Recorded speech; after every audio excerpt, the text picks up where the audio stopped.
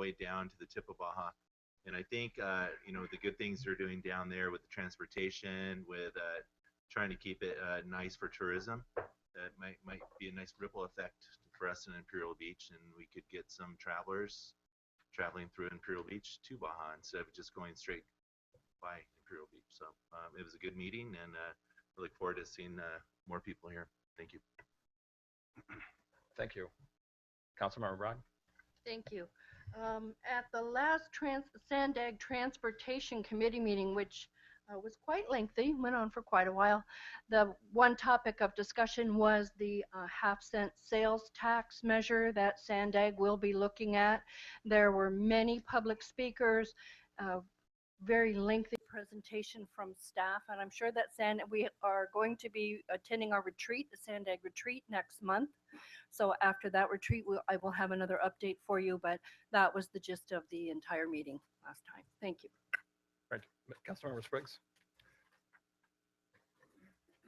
Most of my committees have not met since the last council meeting, so I don't really have anything to report. Thank you. Great. I just wanted to thank, I know the Boys and Girls Club staff are here for their hosting the State of the City last week. That was a really great event. I think we had about 300 people there. Thanks also, obviously, to the city staff and all our sponsors that made it a really great evening, as well as all the council members who were there. I appreciate it. It was a lot of fun, but also great news to report. And then in terms of the Sandag board meetings, actually, Councilmember Bragg and I were at the last meeting, the policy meeting. You were there for MTS. Thank you. And the big discussion was about the regional transportation, I guess the regional transportation initiative. What's it called? Yes, RTP. Yes, and really, there's kind of two alternatives are pressing. Although certain members of the board talked about possibly a third option. One is where they have a little bit more focus on local projects where local cities get to spend the money as they wish, and then active transportation projects. The other one would be much more of a dictated list. I think the Sandag board or the Sandag staff preferred the first one. I know we would probably benefit from that a lot more. That's something I emphasize. So anyway, the Sandag retreats in March, so there'll be a lot more discussion about that. And then finally, I had not a good incident the other day. Came home, my wife called me, and our house had been broken into. This was on Monday on a holiday, 9 o'clock in the morning. Sheriffs came out within 5 minutes. Didn't know that it was the mayor's house when they came out.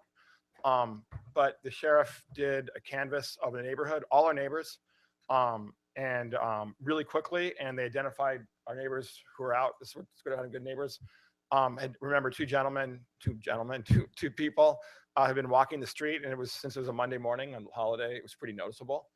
And young, big guys. And ironically, I came back the next day. I was coming back from work, the middle of the day, and my neighbors were in the street. And they had said, hey, they caught the guys. Apparently they've been trying to break into another house in the same, around the corner. And they were, lo and behold, I drove around the corner on Elm Street and they were being arrested by our sheriff. So Lieutenant, I want to thank you. It was a really great example of me of intelligence-based policing, where everything that you've been talking about, what you've been doing, you did, your staff, and it was really, really a clockwork case. And I'm assuming those are the alleged suspects, but it was really, really great police work and really, really great working with the community. So thank you very much. Let's give the sheriffs a round of applause. So anyway, we hear what you guys do, and I saw it in action. We've never been robbed before like that ever. So anyway, I won't talk about how my son left the back door open, but don't leave your doors and windows open. So anyway, thank you. Mayor, I think we do have a couple of presentations from staff. Is the Public Works Director, Hank Levine, here? Oh, there he is, right there. Hank?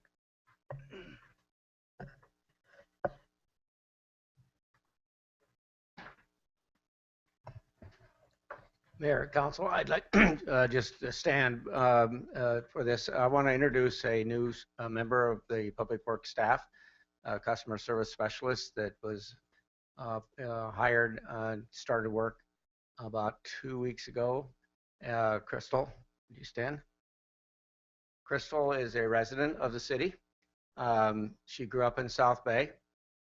She has a daughter. I think the daughter's with her. And she comes to us from an ATM business. Worked there for about 8 years.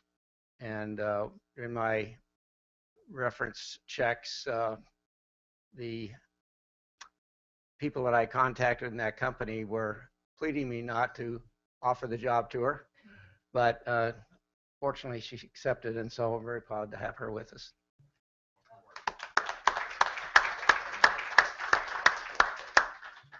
Captain French. I'm sorry, Chief. See, now I keep doing the same thing. I keep listening to the mayor. That's right. Good evening, Mayor and City Council. I just wanted to hit on a few key safety points with fires. Yesterday, our engine and some of the outline engines from San Diego and Coronado responded on a structure fire. The fire was caused by an unattended candle left in a bathroom, caused probably $30,000 to $40,000 damage. Wow. And so I just wanted to kind of throw out some points on candle safety that, you know, for the community and for everybody. Don't leave candles unattended. Don't leave candles too close to any other combustible. You want them at least 12 inches away and even further if possible. So anytime you leave a room, blow out a candle. Don't leave it unattended. Don't leave kids in rooms with candles, little kids. These are all things we want to think about when it comes to candle safety. So if this candle wouldn't have been left unattended, there wouldn't be any $30,000 to $40,000 worth of damage to a structure and a couple other possible injuries that we had on this incident. So just candle safety, is the point I'm trying to make here. Don't leave them unattended. There are other alternatives. There are, flameless candles and other options like that. They may not put out the aroma and the smell like that, but still gives you that same kind of feeling. Thank you. Great, thank you very much. Any other staff announcements? City manager. Okay. Now we go to public comments, and I have Matt McCoy from IB Girls Softball. IB Girls Softball. This is Matt McCoy, live at 1186 Elm Avenue in Imperial Beach, California. First off, I want to take this time and thank you, Mayor and Council and staff, for your continued support of Imperial Beach Girls Softball. I want to take a couple minutes to tell you guys about some events that we have coming up. We're part of the Amateur Softball Association. Next year, they're going to be merging with USA Softball in accordance with the Olympics. So we're excited about that.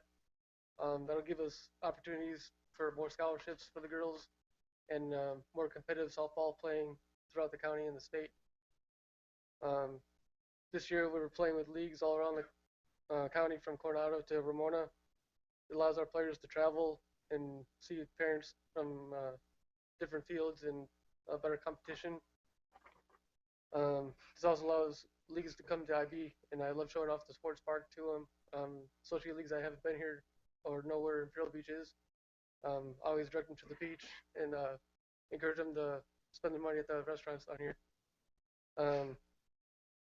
I'd like to invite you guys to the spaghetti dinner. We're having a fundraiser this Sunday, February 21st at the Fleet Center from 4 to 7. Tickets are sold at the door, $10. And this fundraiser event will help the league offset the cost of upcoming events that we have. On March 26th, we'll host the JV Mar Vista High School softball tournament.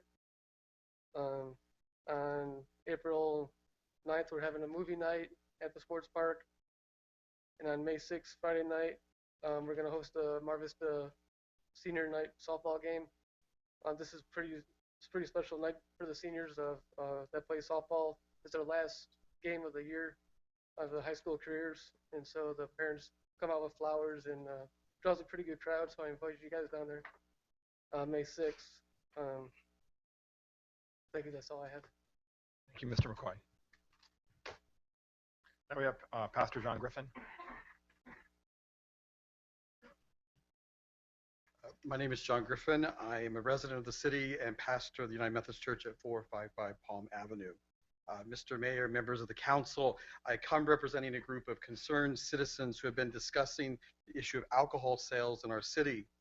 And due to the state cutting back on the number of California alcohol beverage control enforcement officers, it is vitally important for us to have local control over alcohol sales in our city's alcohol establishments. And to have local control will ensure Imperial Beach maintains a safe and friendly atmosphere as the city continues to grow. So we are asking you, the City Council, to adopt a deemed approved conditional use permit ordinance for Imperial Beach, which will provide the local control that we need to keep Imperial Beach a safe and vibrant community. We want to have the deemed approved conditional use permit ordinance to include both on-sale and off-sale alcohol establishments in Imperial Beach. This is critical in that it will level the field so that all alcohol establishments in Imperial Beach are abiding by similar rules. We believe that this is fundamentally a fair business practice that is currently not happening in our city. And then additionally, the ordinance should include a fee structure that will help offset administrative and law enforcement costs. Currently, the money from the city's general fund pays for Deputy Lori Bird's position in working with alcohol establishments, including the quarterly lead trainings for all alcohol establishment employees. If a fee is included in the ordinance, it will free up general fund monies that can be used for other Imperial Beach priorities. And currently, Imperial Beach is a leader among the city of San Diego County with the work of the Sheriff's Department and Deputy Lori Bird are doing with responsible retail program for alcohol establishments. The adoption of a deemed approved conditional use permit ordinance will give the city the tools necessary to ensure local control of alcohol establishments, which will have the effect to enhance the quality of life for residents and visitors. And it should be noted that with the adoption of such an ordinance, Imperial Beach would be the very first city in San Diego County to have such a deemed approved conditional use permit ordinance that includes all alcohol licenses, both on sale and off sale establishments. So we're asking you, our City Council, to take up the work to create and pass this deemed approved conditional use permit ordinance as it relates to our alcohol establishments here in Imperial Beach. Thank you. Thank you, Mr. Griffin. I have James Lacerna from the Boys and Girls Club.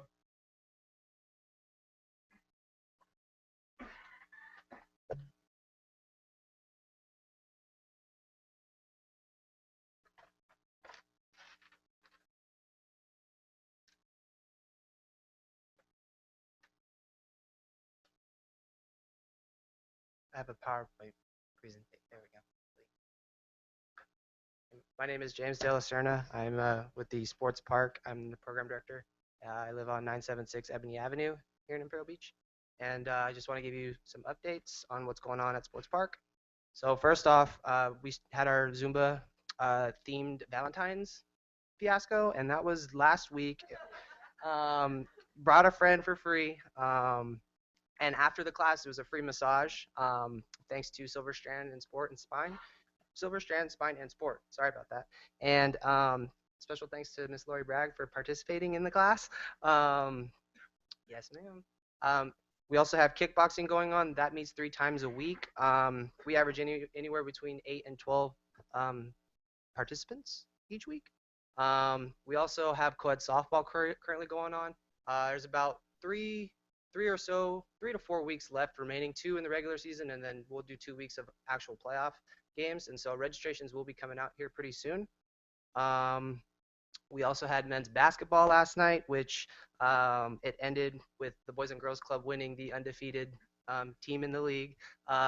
We won 56-49, and registrations are now currently open for that league. We plan on beginning that March 15th. Finest City Wrestling we have an event for this weekend called Controlled Chaos. That'll be at the clubhouse. That'll be at 7 o'clock. That's when the doors are opening. We also have 2 different sessions of yoga taught by 2 different instructors, one in the morning and one in the afternoon. We also have Mr. Lee Gray. He's one of our instructors, fitness instructors. He does classes for the kids, and he also does them for the adults. We plan on starting a functional fitness class within the coming weeks.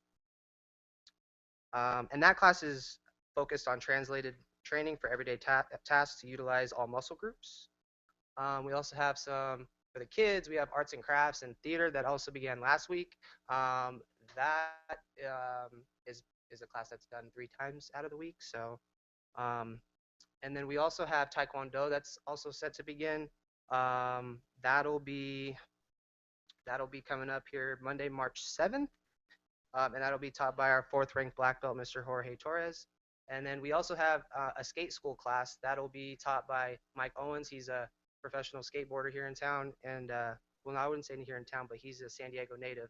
And that'll be on weekends on Saturday and Sunday in the morning time. For the teens, we have Smart Girls, which is a national program. It's building holistic foundations and equipping young women in physical and mental health. That begins Friday, March 4th. And as of now, we have 10 girls that are signed up for that class. And then we also have Teen Night. That's supposed to begin this Friday, just for teens to just come down and hang out. And we also started up pickleball today over at the sports park. We have 2 courts. We have room to put a third. Today we had 8 people participate in that. And so that will be on Wednesdays from 12 to 2 for now. So we're hoping to expand that further. And in closing, from a few sports park regulars, a quote from Dr. Seuss: "Be yourself because everyone else is already taken." And that's all I have. Thank you very much. Great work.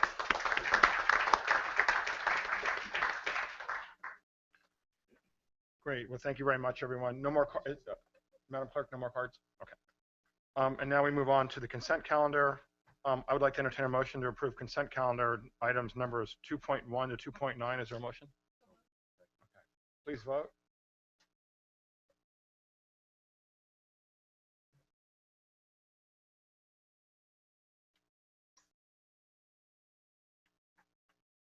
Mr. Mayor, can we have an oral vote, please? Can we get an oral vote? All Aye. those in favor, please say Aye. aye. Any Okay. opposed? Motion carried unanimously. Thank you. Now we move on to the ordinances section of the evening. And this is item 3.1, introduction and first reading of ordinance number 2016-1155, Coastal Commission stipulated modifications to the zoning implementation of the 2013-2021 Imperial Beach housing element. And we declare the public hearing open. Mr. Dush will give the report. Thank you, Mayor, members of City Council.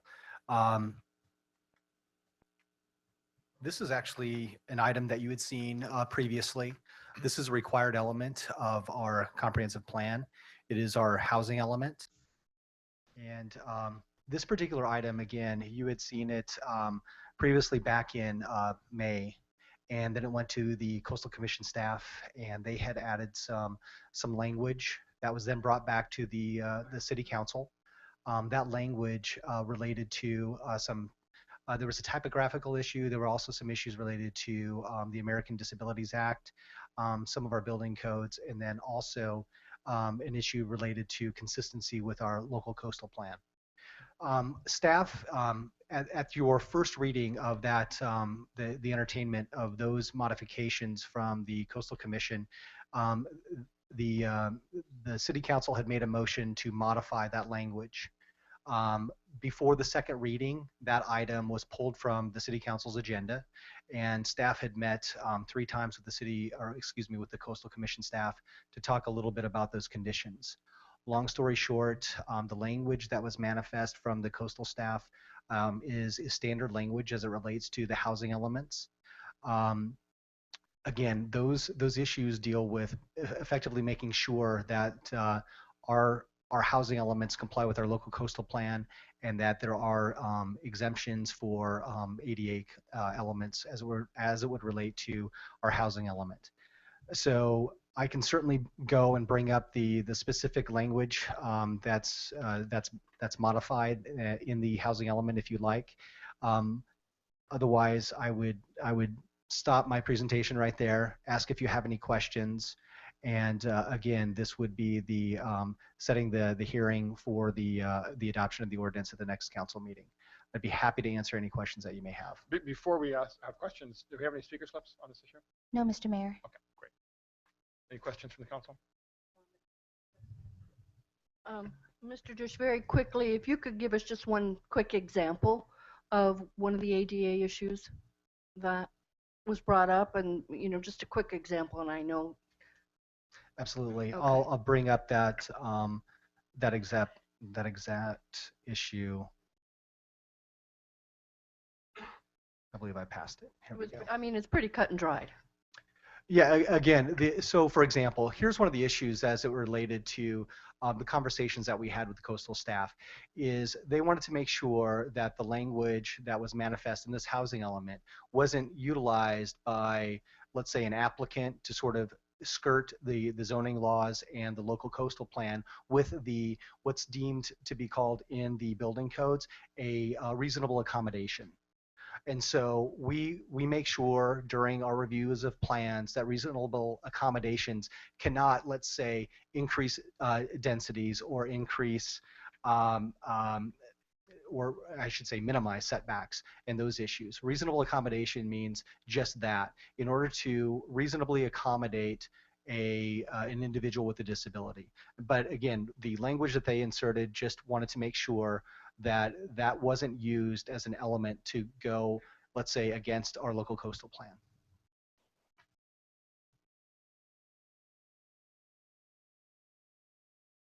Great. I'm sorry, Mr. Spriggs. I remember this issue when it came up before, and although it was, and I raised some concerns about the intrusion, what I felt was the intrusion of the Coastal Commission into matters that really should be within the city's purview by the use of language going beyond our local coastal plan and our certified local coastal program and zoning regulations, and even citing, for example, policies, practices, and procedures. And I see that in one section they agreed to eliminate those references. That's reasonable accommodations for persons with disabilities.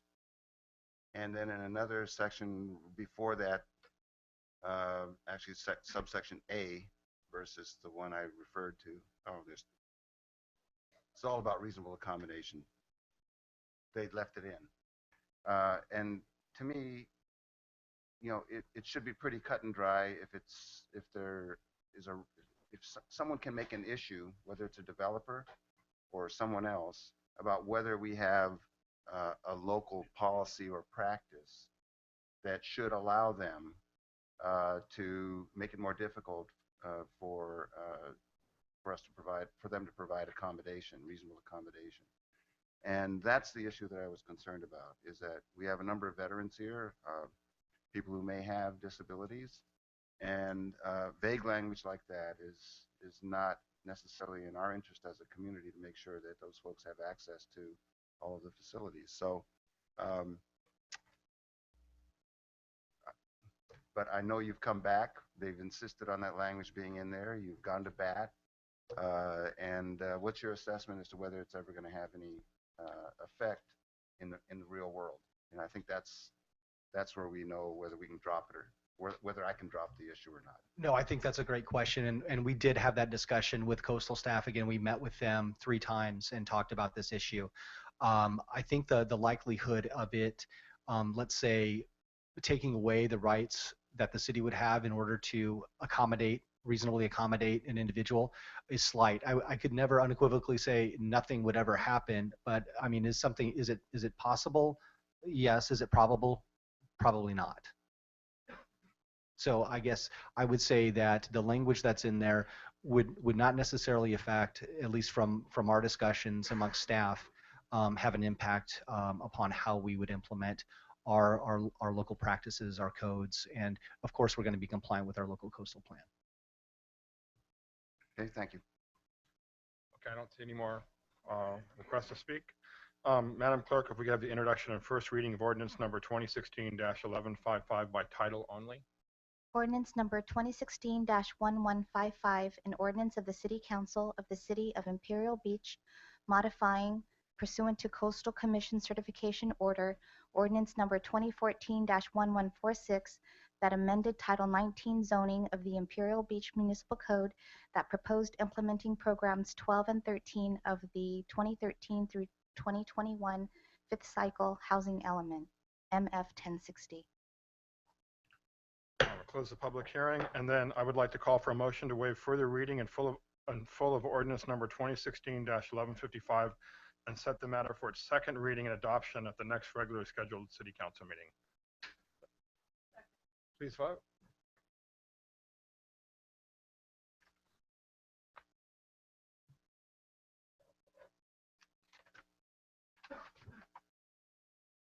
Motion carried unanimously. Great, thank you. Thank you, Mr. Dish. Now we move on to public hearings. Item 4.1, and that's Eric Wilson, Donix Garden LLC, applicant, consideration of administrative coastal permit, design review case, site plan review, tentative map, and categorical exemption pursuant to CEQA guidelines 15332 for the demolition of one existing building and construction of 8 new residential condominiums at 808 13th Street. And declare the public hearing open, and Mr. Fultz will give the report. Thank you. Thank you, Mr. Mayor, members of the council. This is for the demolition of one existing building and construction of 8 new residential condominium units at 808 13th Street. The property is located in the R2000 medium density residential zone. The property to the north is commercial. To the west is also R2000 and R3000. To the south and west are both R3000.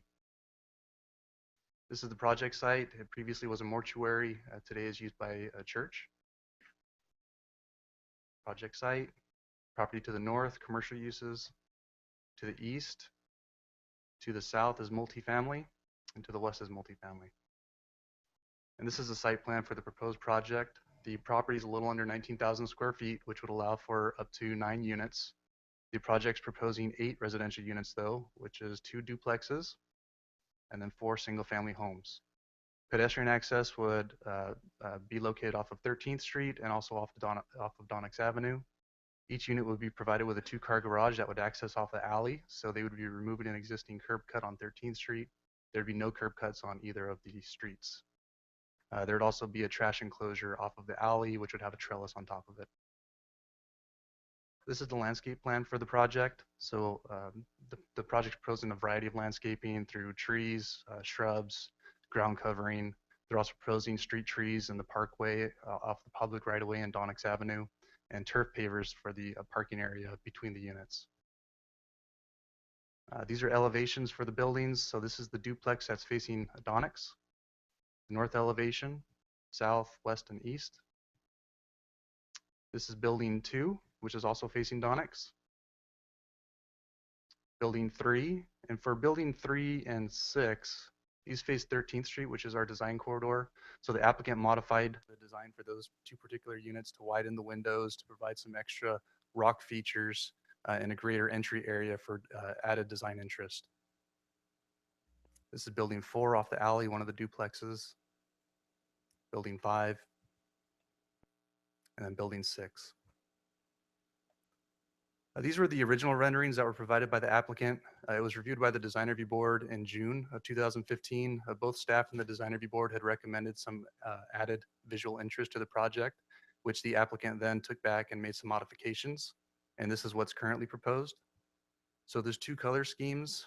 With the modified renderings, the applicant made larger windows, wood beam elements, a variety of different elements so that there'd be added visual interest from 13th Street and also Donix. And this is looking at it from 13th and Donix, the corner.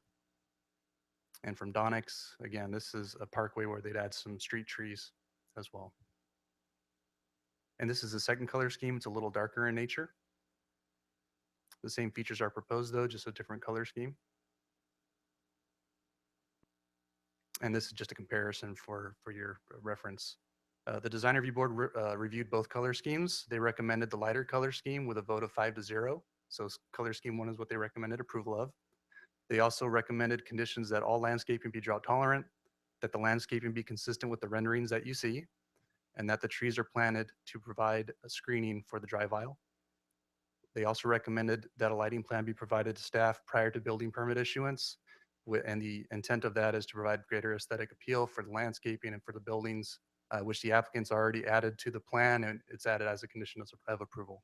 All of these have been added as conditions of approval. And these are just comparisons of the elevations or the renderings. So with that, staff would recommend that the city council choose one of the color schemes and adopt resolution 2016-7668, which would approve the project demolishing the existing building and construction of the 8 residential units. Council could also approve the project with any modifications, disapprove the project with findings, or continue the public hearing. Great. We have a speaker, Mr. Wilson, representing. Okay, are there any questions from the city council for Mr. Wilson, who represents the project? Okay. Would you like to come in here so I can? Well, I'm not sure if it's going to be you who answers the question or Mr. Foltz, but I wondered what did the additional lighting plan include? It would include where the lights would go. So right now, we don't know where all the utilities exactly are going to go. So we don't know the specific location of all the landscaping or the trees. So the intent of the lighting plan would show where there'd be some uplighting and how it would best help the corridor on 13th and Donix. So the intent is to provide it during the building permit process when everything's ironed out. They know where the utilities are going to go and where the lighting would go. Mr. Foltz, did you have a diagram of that intersection and what lighting exists currently? I don't have a diagram of the existing lighting on that intersection. Okay, so we don't know if there's an existing light pole. I don't know. Okay. I bet Hank knows by heart. Yeah. Sure.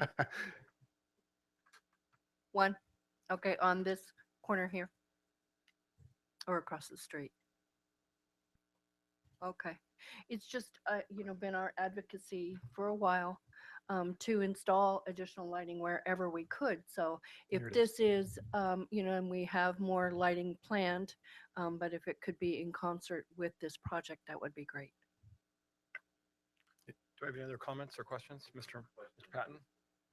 Tyler, that area, it's on 13th Street. We're going to do a lot of modification on 13th Street coming up. And to me, it's real important that the landscape, what I write, landscape be maintained as designed, be it 4 years from now, 5 years from now, that we keep that same landscape going. And what's going to be the guarantee that's going to continue? Well, that area, it's basically the exterior perimeter, and it's there for aesthetics and everything, and it's drought tolerant. You really don't have to worry about that getting destroyed or anything. It's a very minimal area, but it's going to be fluent with a lot of vegetation, as well as it's going to be common areas. So therefore, the homeowners association will be maintaining it. Okay. So you have a HOA. Correct. Take that. Okay, that's important because I think yeah, they want to make sure they'll be it stays overseeing nice.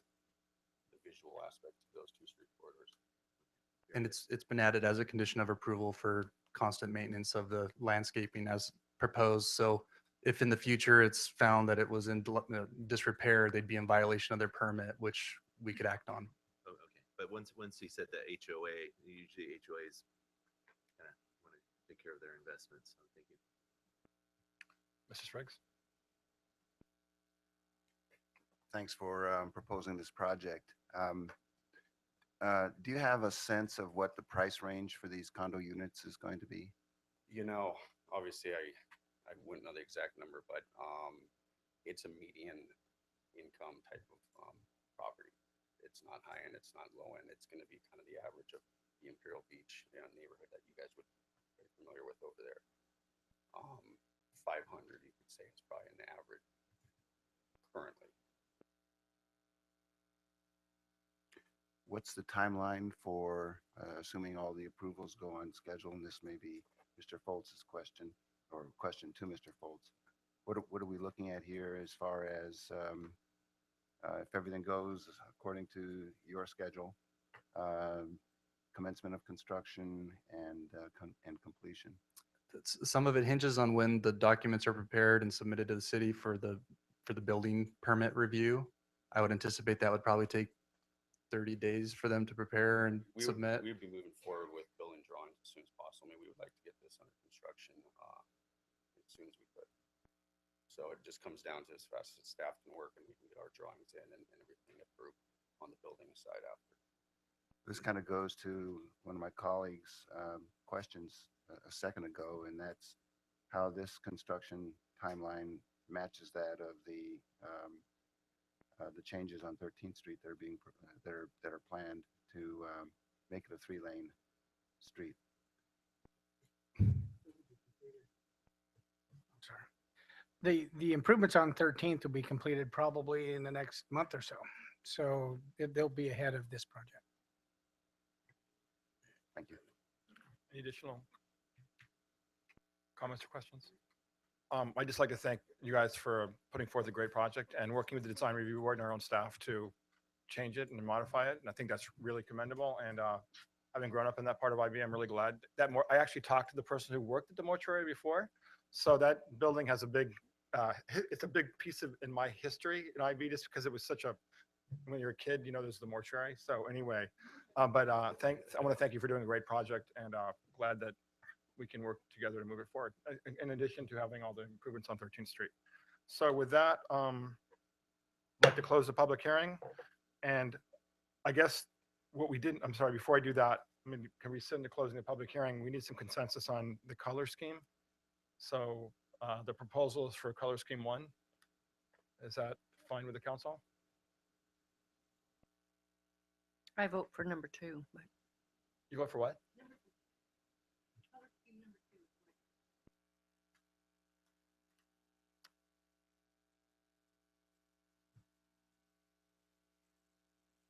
I think we should go with the design review board. I mean, they get paid the big bucks to really get into these things in depth at their meetings. They go back and forth with the developer, unless there's really something glaring. I'd go along with them with color scheme 1.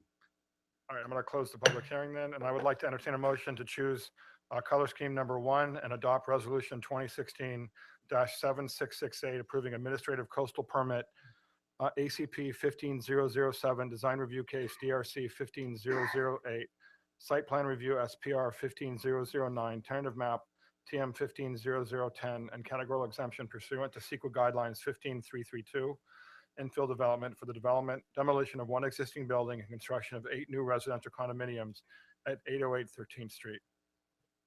Is there a motion? Please vote. I just want to make it clear that I'm voting yes on the project and no on the color. Okay, thanks. That will be noted in the footnotes. Motion carried unanimously, technically. Thank you, gentlemen. Appreciate it. Item 4.2, adoption of resolution number 2016-7664, approving the Palm Avenue SR 75 commercial corridor streetscape plan.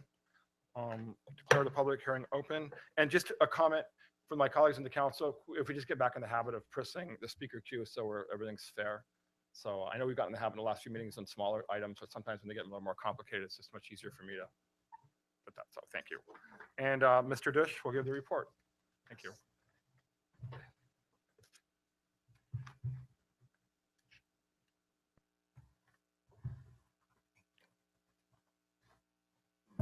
Our technical advisor had to assist here with the PowerPoint presentation.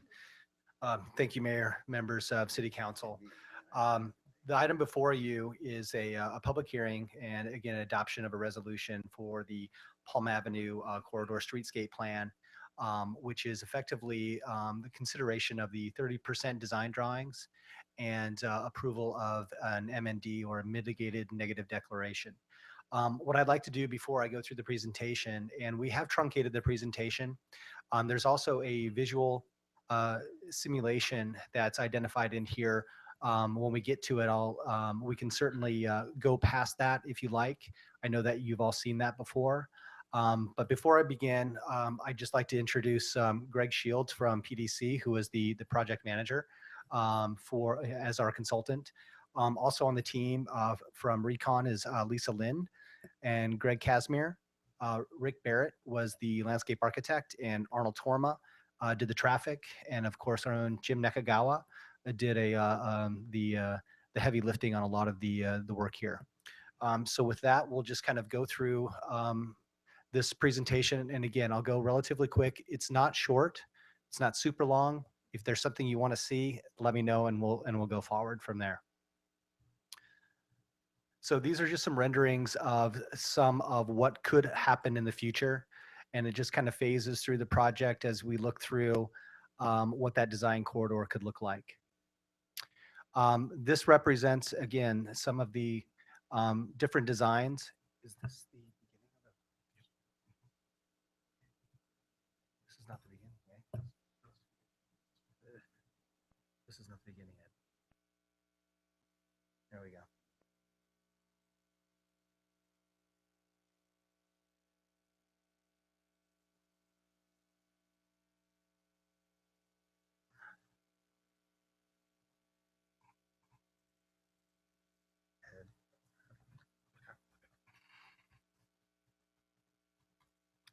There we go. Take two. I apologize for that. So this is these are the city council actions for tonight. We'll also end on this as well. So again, it is a request for the approval of the 30% design plans and approve a mitigated negative declaration. The mitigated negative declaration measures include pre-construction bird nest surveyings within the trees, and then any construction monitoring for archaeological and paleontological resources. And again, that would happen during construction. What we're at right now is 30% conceptual. I introduced the consultant team, and here is an overview of the project. It's sort of identified in a couple of different sections: the West End Gateway, the Midtown, and the East End Gateway. Always starting with the why. So what are the project objectives? Effectively to increase access for all modes of transportation, improve pedestrian and bike safety, and of course improve traffic circulation and traffic management, create an attractive streetscape, and facilitate better development along that corridor. There was a lot of public outreach. This project started nearly 10 years ago with some master planning that laid the foundation for this project back in 2007, and various workshops and lots of outreach, lots of issues related to Caltrans standards, taking into account the existing development and future development into the traffic analysis, and identifying lots of different cross sections. And so again, starting on the East Gateway, this is a prototypical section of what that cross section would look like. And then as you add some of the features and the landscaping, sort of an existing condition and what that could look like in the future.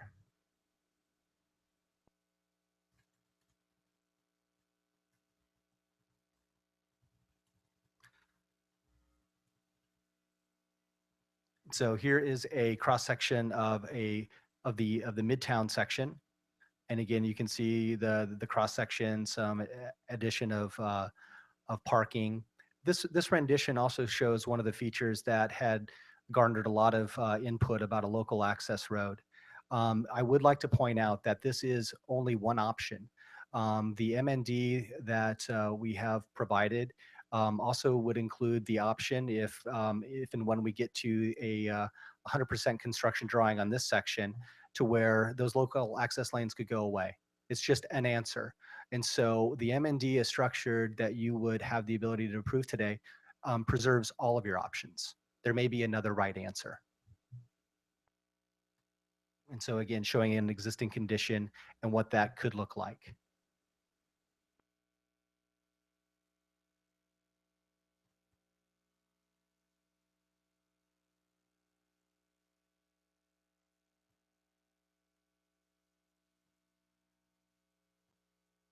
And so here is again the West End Gateway as we leave the city. This is one of the areas where there are some of the least constraints, and staff and you as the city council have already received approval of a a grant to do an additional study for this West End sector for 100% construction drawings.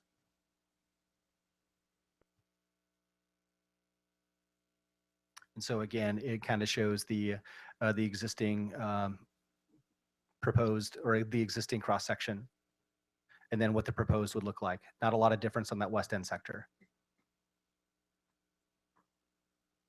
And again, just showing some of the enhancements overall. So these are some more of the schematic drawings. Again, I won't spend a lot of time on here. It really shows a lot of the detail on the design work and the line flow for the right of way. And I understand that this is probably very busy for those in the audience to see. But this is all online and you can study it at your leisure. And if you have any questions, we'd be happy to go over them with you. And so here again is that Midtown section. The 9th and Palm project was there just for your basis of bearings on the southwest corner.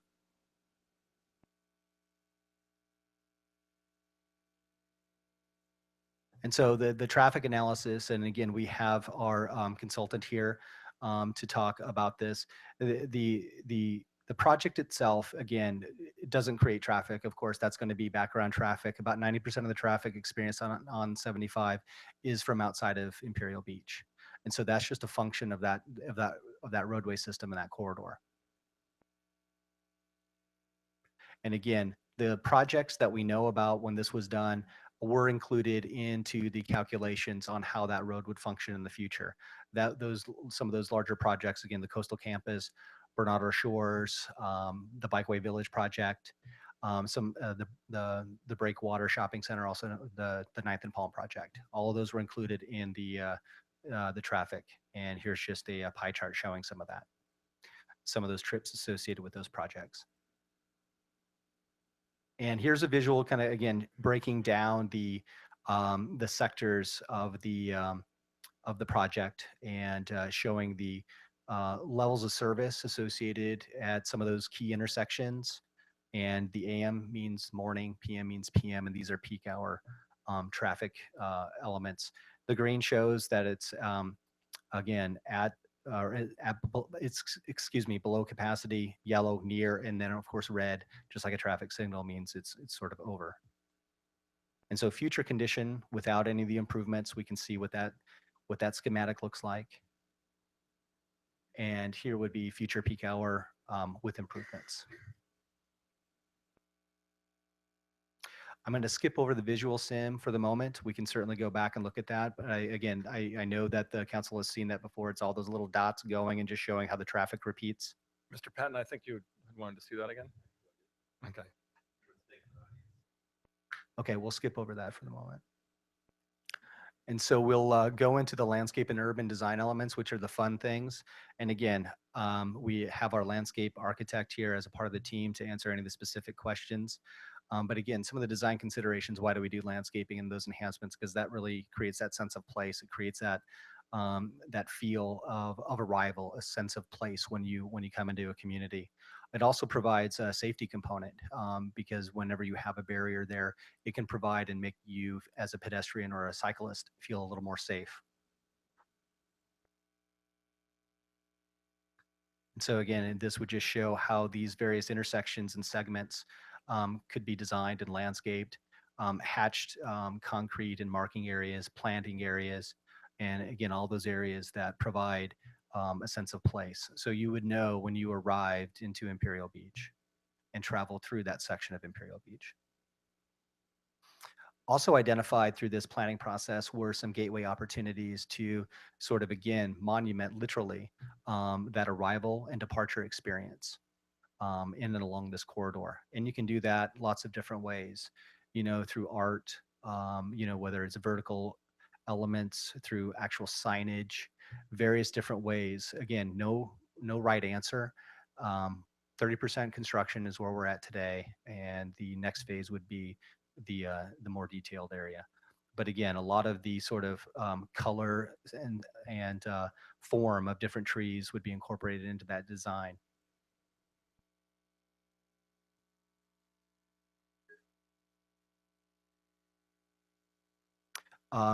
would like to point out that there are also opportunities as we take a look at areas to do really sustainable development patterns, not only just for project sites, but for roadway segments. So you can incorporate bioswales and do really cutting edge and sort of forward thinking sort of design that has multi-functions.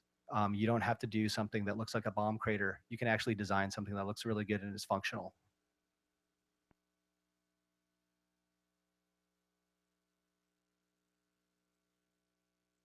And then again, part of the theme is the inclusion of street furniture and those sort of architectural elements that again continue to add that richness and sense of place along our corridors.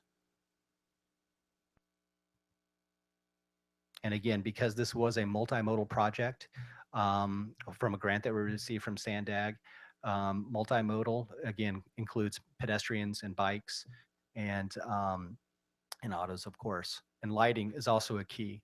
Lighting can transform a place and again give it a sense of identity that's unique to our area.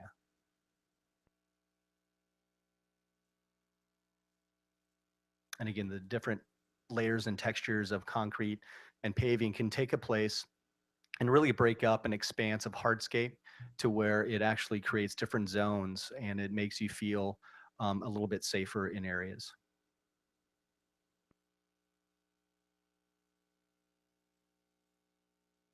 So that concludes the sort of overall view of this. Our next steps would be following this, submitting a CDP application to the Coastal Commission, and then a consolidated coastal permit that would then allow for any future development beyond the 30% construction drawings. And so our staff recommendation is that the City Council receive this report, open the public hearing, and entertain the testimony, of course, as it says there, and then adopt the resolution along with the mitigated negative declaration. With that, I'll conclude the hearing and offer any answers to questions you may have. We have one request to speak from Mr. Stu Wilson. Mr. Wilson here? I'll speak if there's something that comes up that maybe I can come out. Can I do that? I have it for 4.2. No, that was the wrong item. Sorry. Did you meant for a different item? 4.2. This is 4.2. Did you mean 5.2? You meant 5.2. Okay, sorry. Okay. Okay. I don't have any speaker slips in. City Council, Mr. Spriggs? Thanks, Mr. Dish. I don't know whether to feel sorry for you or to envy you for taking over this project kind of midstream. It certainly is a big one, and it, in the long term, how this street is designed is as the one of the main thoroughfares and gateways to Imperial Beach is going to be really critical. And we've always had this sort of conflict between it being a thoroughfare on one hand and trying to make it as smooth flowing a thoroughfare because of all the traffic that comes from both sides and not even Imperial Beach on one hand versus sort of the community perspective, which is to try to create it as more of a community serving business and residential and pedestrian friendly environment. And I've not seen very clearly so far, and this is a comment rather than a question, how those two diametrically opposed considerations have been harmonized in the planning process. I know an attempt has been made to with the local access roads to achieve that. But in putting in the local access roads along the sides, which makes it more of a community-based street, in theory, there's only 2 lanes then through the heart of Imperial Beach. And I have a question for you about what San Diego's doing as well. And that's going to be, despite efforts to demonstrate that with the right light synchronization, there will be no change in traffic flow going from 3 lanes to 2 lanes. I don't know. I'm just not a believer yet that that's possible, um, especially at peak times. So I think we have this big issue still to resolve in terms of what is the street, whose thoroughfare is this? How do we figure out how to make it both ours and a highway that serves both sides of Imperial Beach, the communities on both sides, particularly the Navy, um, who's the big user during commuting times. Um, so having said that, just as a way to um, bring, this is your first time presenting this project, to sort of, initiate you to at least what one of my big concerns is. I'm really curious about how we don't have to address this issue when we're at 30% design. It seems that we're pretty far into this to not make a decision about the local access roads, for example. Um, I know you said we have more time to do that, but it's just, this project is moving right along. I don't know how much more time is left on it, but it just seems to me that um, we've got to flag this issue now as something that has to be tackled, and addressed. Um, I also wonder, what is San Diego doing with their section? We know they've had some workshops. I unfortunately have not been able to attend those. We know they were at one point about a year behind Imperial Beach in planning, maybe more, maybe less now. So having us plan one treatment and then right next door there's a totally different treatment planned doesn't seem to make a lot of sense. So could you say a few words in terms of where San Diego is and how San Diego and Imperial Beach are going to collaborate on some sort of a resolution, which is another design feature. Another variable we have to take into consideration, it seems to me. Absolutely. And they do as well. I can attempt to answer both of those questions. I'll do the second one first as it relates to the coordination with San Diego. We have attended some of their planning meetings, and we actually had a coordination meeting with them as well. The east end of Imperial Beach, depending upon how that would look, can tie into where the San Diego plan would look at. So the San Diego plan, again, we met with them. I believe they even put information in there, and Greg Shields, I know, has had some discussions with some of their staff. It would be a seamless transition because it would be at effectively an intersection as to where their section would come in and it could tie in. They are not doing a local access lane component, nor would, if Imperial Beach ever wanted to do the local access lane, the plan here doesn't identify a local access lane on the east end of that sector anyhow. So that would not be a conflict. And I believe that there's language manifest in the planning effort that the city of San Diego had done that identifies and speaks to the planning efforts that we here in Imperial Beach have done. As for the center section, I understand the 30% component. When we get to when we would go for a grant, let's say for the mid sector, where again it's an optional component. Right now, it's lines on a map. I mean, there's a lot of work that has been done, but there's a lot more work from an engineering standpoint that would need to be done to go from 30 to 100%.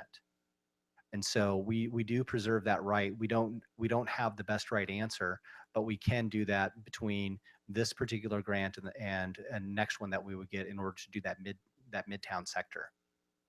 How will this grant, when this grant is done before the next one hopefully starts, what will be the end point of this grant in terms of the local access road treatment, for example? Is it going to still be in there, or will it be in there or not? So that whatever happens, we have this end product, at least an interim end product that looks like what, as far as that issue is concerned. So again, the way that it has been taken down, for example, the city has, as I mentioned earlier, went for and approved and received a West End sector grant for 100% construction drawings on the West End segment. And let me just maybe bring up a visual to show that really quick.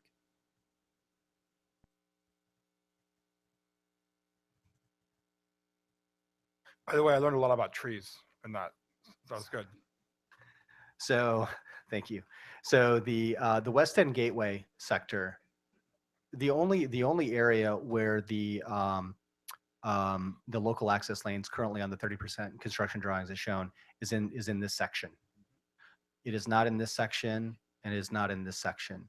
And so this, of course, is where the city of San Diego would meet up with us. And again, we've had those discussions about how that could transition. Because what they looked at was a raised cycle track with 3 through lanes in each direction. They did not have that was their preferred recommendation from the meetings that we had went to and from the final meeting that I believe that I think Tyler had went to that meeting and conveyed that. So that was their preferred option. So this 100% construction drawing grant that we have is independent of any sort of local access lanes. I think that it would be certainly fine for the council to give us direction that when we would go forward with 100%, that we don't include the local access lanes as a part of that grant application. If we were to go forward with 100% construction drawings on this. Again, what we tried to do is preserve that option in the future if for some reason there was a way to make them work. If there's not a way, if the issue is to not have them, again, we would not have to go back and do another MND because it is satisfied. We preserve all of our options. And my last question, in all this time, has the Navy weighed in with any particular strong views on what this design should be? I'll have to ask our staff members who might have been here before then to provide me any. I don't know the answer to that, Mr. Spriggs. Maybe Andy could answer. Yeah, we have had conversations with the Navy. I think what the Navy wants to do is make sure that they preserve the ability to take large machinery down that road. So we would need to work with them for sure on the through lanes to make sure that all of the traffic standards and all those kinds of things are high enough so that they can get any equipment in. They have had conversations with us. It was included in their EIS for the coastal campus. Not only the synchronization of the signals, but also the design of the road. So they have looked at it. They have provided input. On the particular issue, if you're talking particular to the local access roads, they didn't comment on those. It was more on making sure they maintain access for their equipment to move back and forth. Is that, and Mr. Bomey is here if that's inaccurate, but I think that's pretty fair statement. Good evening, Mayor, Council. Wes Bomey, Community Plans and Liaison for Naval Base Coronado. Mr. Hall is correct. I've participated in almost every one of the reviews since I've been on staff for Naval Base Coronado. And our only concern is, can we make it through 2 lanes that are there? So whether you do the access lanes or whether you do 3 lanes or 2 lanes, it's not our concern as long as we continue the process. And we will adhere to our commitment in the EIS as far as the sequencing and other items. Could I just ask you a question, sir? Yes, sir. Thank you for coming and making that comment. Just to pursue what you just said a little bit further. My concern would be going down to continuing with 2 lanes essentially all the way through from the Strand on through the central part of Imperial Beach, and then going back to 3 lanes at the East End Gateway that's on the screen there. Essentially, is what would happen. That's you might be able to get the heavy equipment through there, right? But at a very slow pace. Correct. And is there any concern about the ability to move the equipment at a certain assumed speed or rate or elapsed time to get it from point A to point B, or it just doesn't matter if there's a traffic jam there as long as it's wide enough to accommodate the equipment?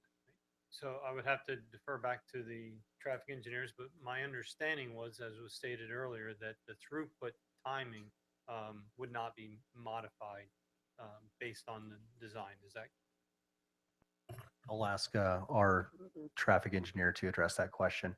We do have a graphic that shows some of the AM peak hours, but he may be better to answer that specific question. Hi, Arnold Torma with KOA and did the traffic study on this. Do you mind repeating the question? I think the question is throughput, speed, and time to go if the local access roads are there, and this section identified by the light blue on the screen is largely 2 lanes all the way through with local access and traffic lights, etc. Right now it's 3 lanes, and the traffic is not that smooth going through there. Anyone who tries to go down Palm Avenue almost any time of day, unless you're really lucky and hit the lights, you're going to spend quite a bit of time getting through there. But at rush hour, it's even worse. So I guess my question is, if the Navy is concerned about being able to move heavy equipment from point A to point B, point A, I guess, being the Navy base, to point B being the 5, and there's a need for that to be done within a reasonable amount of time. How does the Navy feel about the possibility of a sort of log jam in this area? Now, we've seen the presentations that have shown that with right traffic signalization, there'll be no difference between the way it is now and with 3 lanes and the way it would be with proper signalization in 2 lanes. And so I know that's maybe what you're going to say, but as I said earlier in my comments, I just find that hard to believe, but maybe I can be made a believer. I don't think we need to go through I know Mr. Patton would like to go through those simulations all over again because he likes to see those cars going up and down there. But We can put a truck or 2 in if you'd like. but I think that's really the issue, and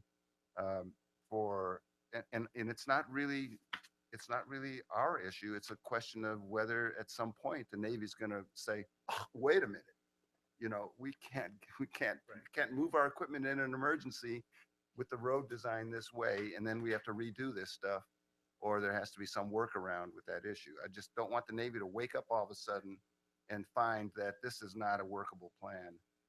That's just one more contingency to be worried about. And I like to worry about contingencies. I'm sorry. Well, if I heard the statement correctly, I think that the predominant concern I was hearing about the needs for the Navy was that of being able to move equipment, meaning the width and the height, and not necessarily whether or not that equipment was moving at 60 miles an hour or at 45 miles an hour. About 5. Well, 5. And that goes to maybe what do we envision happening with the congestion here? Of course, there's 2 components. Or 3 components. We're changing the physicality. Yes, we're having the local access lane and the through lanes separated by the median. The second component of that is, well, guess who's running the whole corridor right now? They're not. It's Caltrans, and they're running that for the benefit of being able to move traffic on a state route that goes from one end to the other without a sense of trying to create an identity for a local community, which is what this project partly and in large measure is about, creating a place and an environment for being able to get across the street and things of that nature.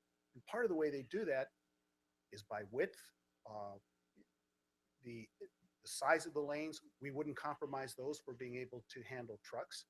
There are opportunities for handling breakdowns should that happen to any vehicle on the street to get by it. And we also observe that the way Caltrans is operating the corridor right now, as we've talked about before, is they have a very long cycle time, so that when you pull up to a red, you're waiting almost 3 minutes for that red to clear before it goes green again. And that's great. If you're the first car in that platoon, you might be able to get through several of those lights. But if you get stuck at one, you're waiting a lot longer than we presumed by sharpening up or shortening up that cycle length. So for throughput, that is why we've been able to narrow the difference. Yes, there's a lot more traffic that is going on in the corridor, and a lot of that traffic is also from the new NBC facility. that would happen, along with other growth and the growth that we envision happening in the community too.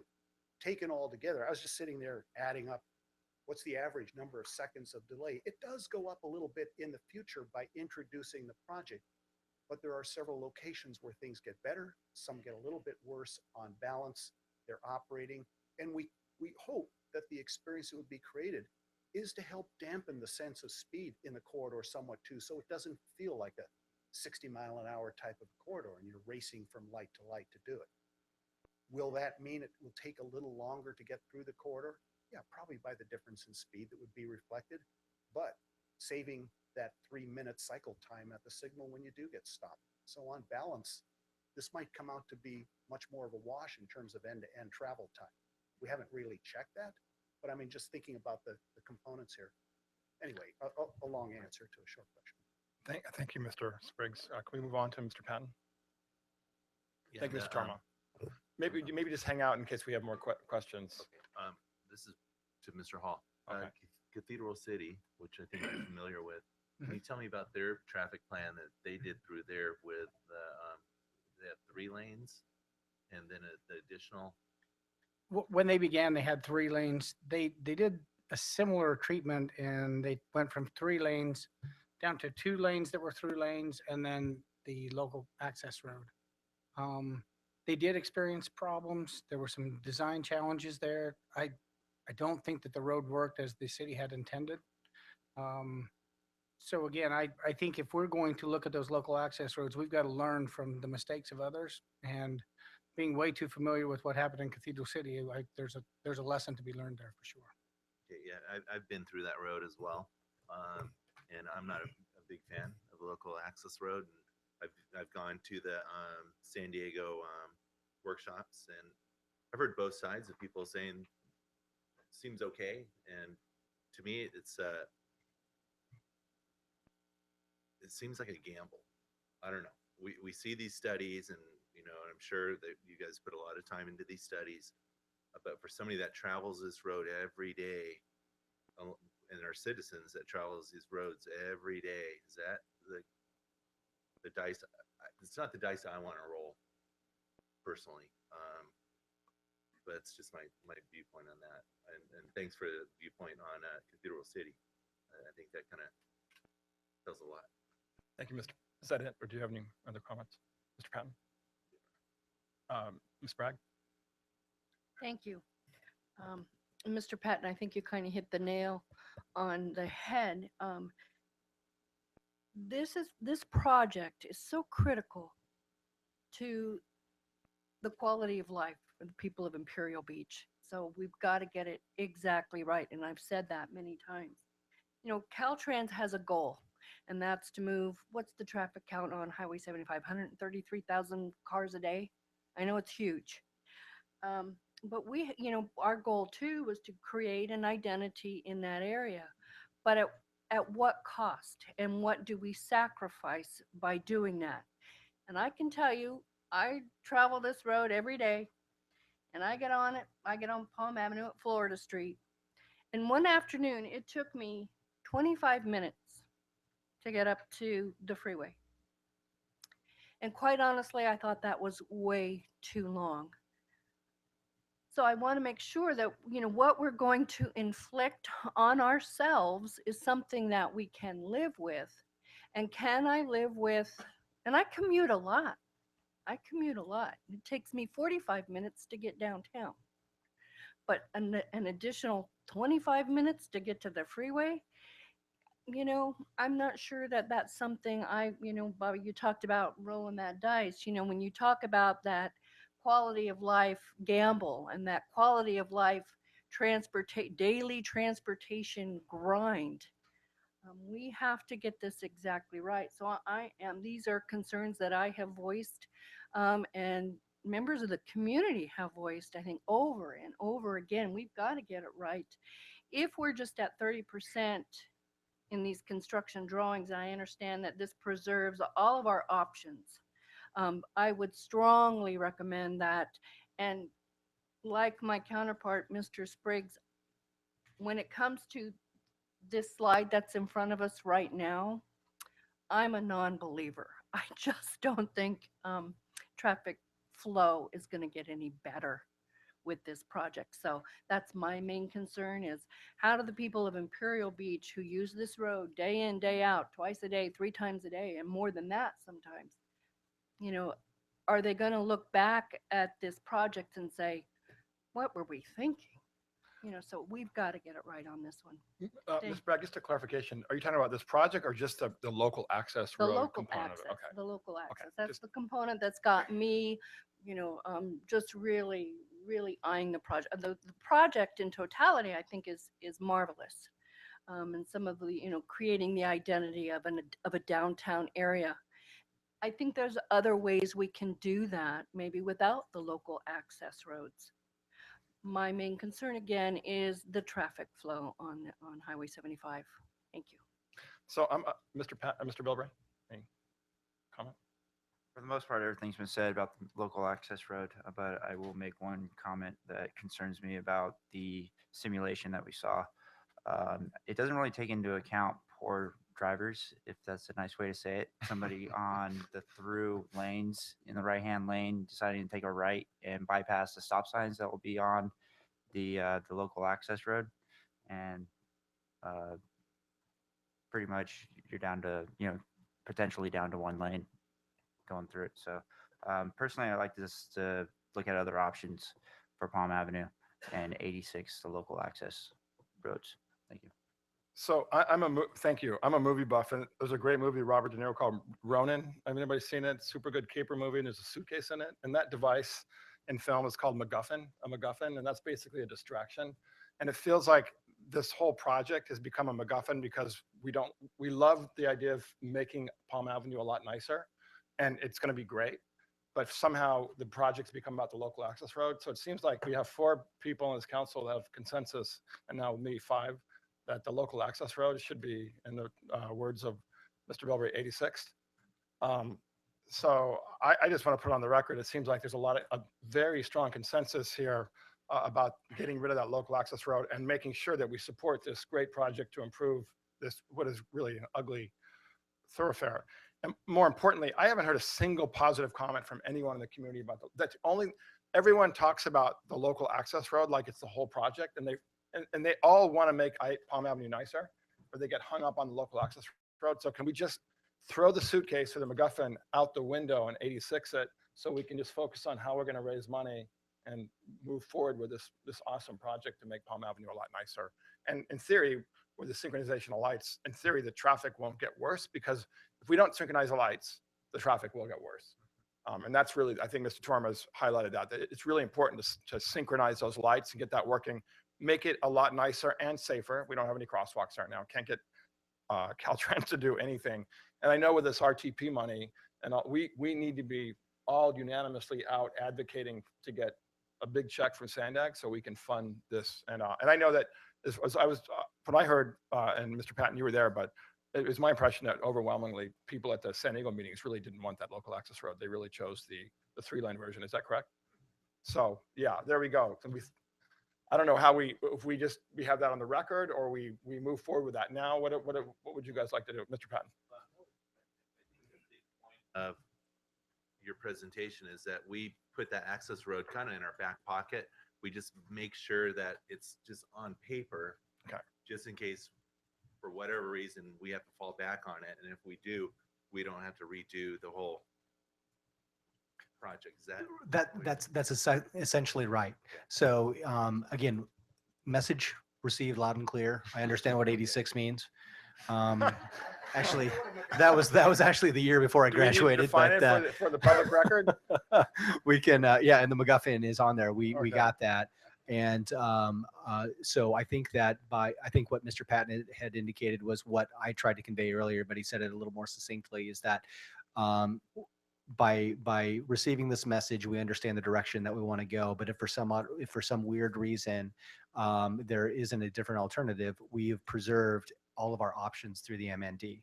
But we certainly understand the direction that was received today. Mr. Patton, I think I have you down, but you already spoke, right? Is that right? Okay. So sounds like we're in consensus. I can close the public hearing. Anything else? Thank you. That was all very, very good discussion and feedback. I'm glad we I think we're all afraid to say that before, or maybe we weren't. I'm not sure, but thank you guys for, it's all common sense stuff. So anyway, I'd like to close the public hearing, and I would like to entertain a motion to adopt resolution number 2016-7664, approving design review case 150039 and mitigated negative deck for the Palm Avenue SR 75 commercial corridor streetscape plan. And there's a motion, please. Please vote.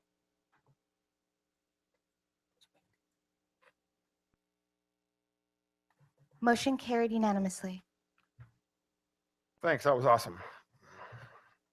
I promise not to do too many more movie references. Maybe The Field of Dreams or The Godfather. I'm not sure. So it seemed to be movie references.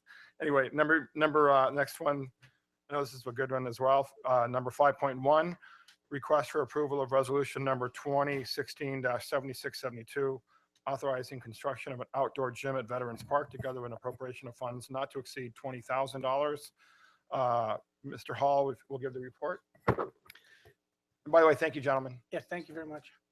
Well, Mayor and Council, first I want to thank Councilman Patton as well as Mr. Rios from IB CrossFit for working with me on this project. Now, over the last couple of weeks before we started talking about this, I wasn't in very good shape. And look at me now. So I really appreciate all the work that they did in helping me get in shape in the last couple of weeks by talking about an outdoor gym. I talked about it and got in shape. Let's tell you how good this thing is. But, Ed, this thing's going to go crazy on me here. What's that? Oh, there it is. Like that? Yeah. It doesn't like me.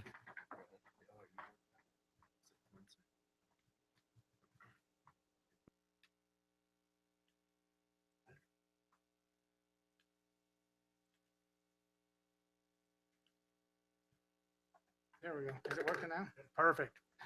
First thing we wanted to talk about was the potential location of the outdoor gym. And we wanted to refer to it as an outdoor gym in Veterans Park. And as we looked at the areas in Veterans Park, if you look at the lower left-hand corner of the diagram there, there's an area that doesn't get a lot of use. It's a rather large area. It's on the east side of the sidewalk. Right now, there are some horseshoe pits there. And there's a large grass area, but it doesn't get used a lot. There was some discussion about whether or not we should put it in the large grass area south of the gazebo. I think that gets used a lot by the public for things like the birthday parties, jumping gyms, and a lot of those other things. And so really what we would be proposing to the city council is that area directly south of the restroom.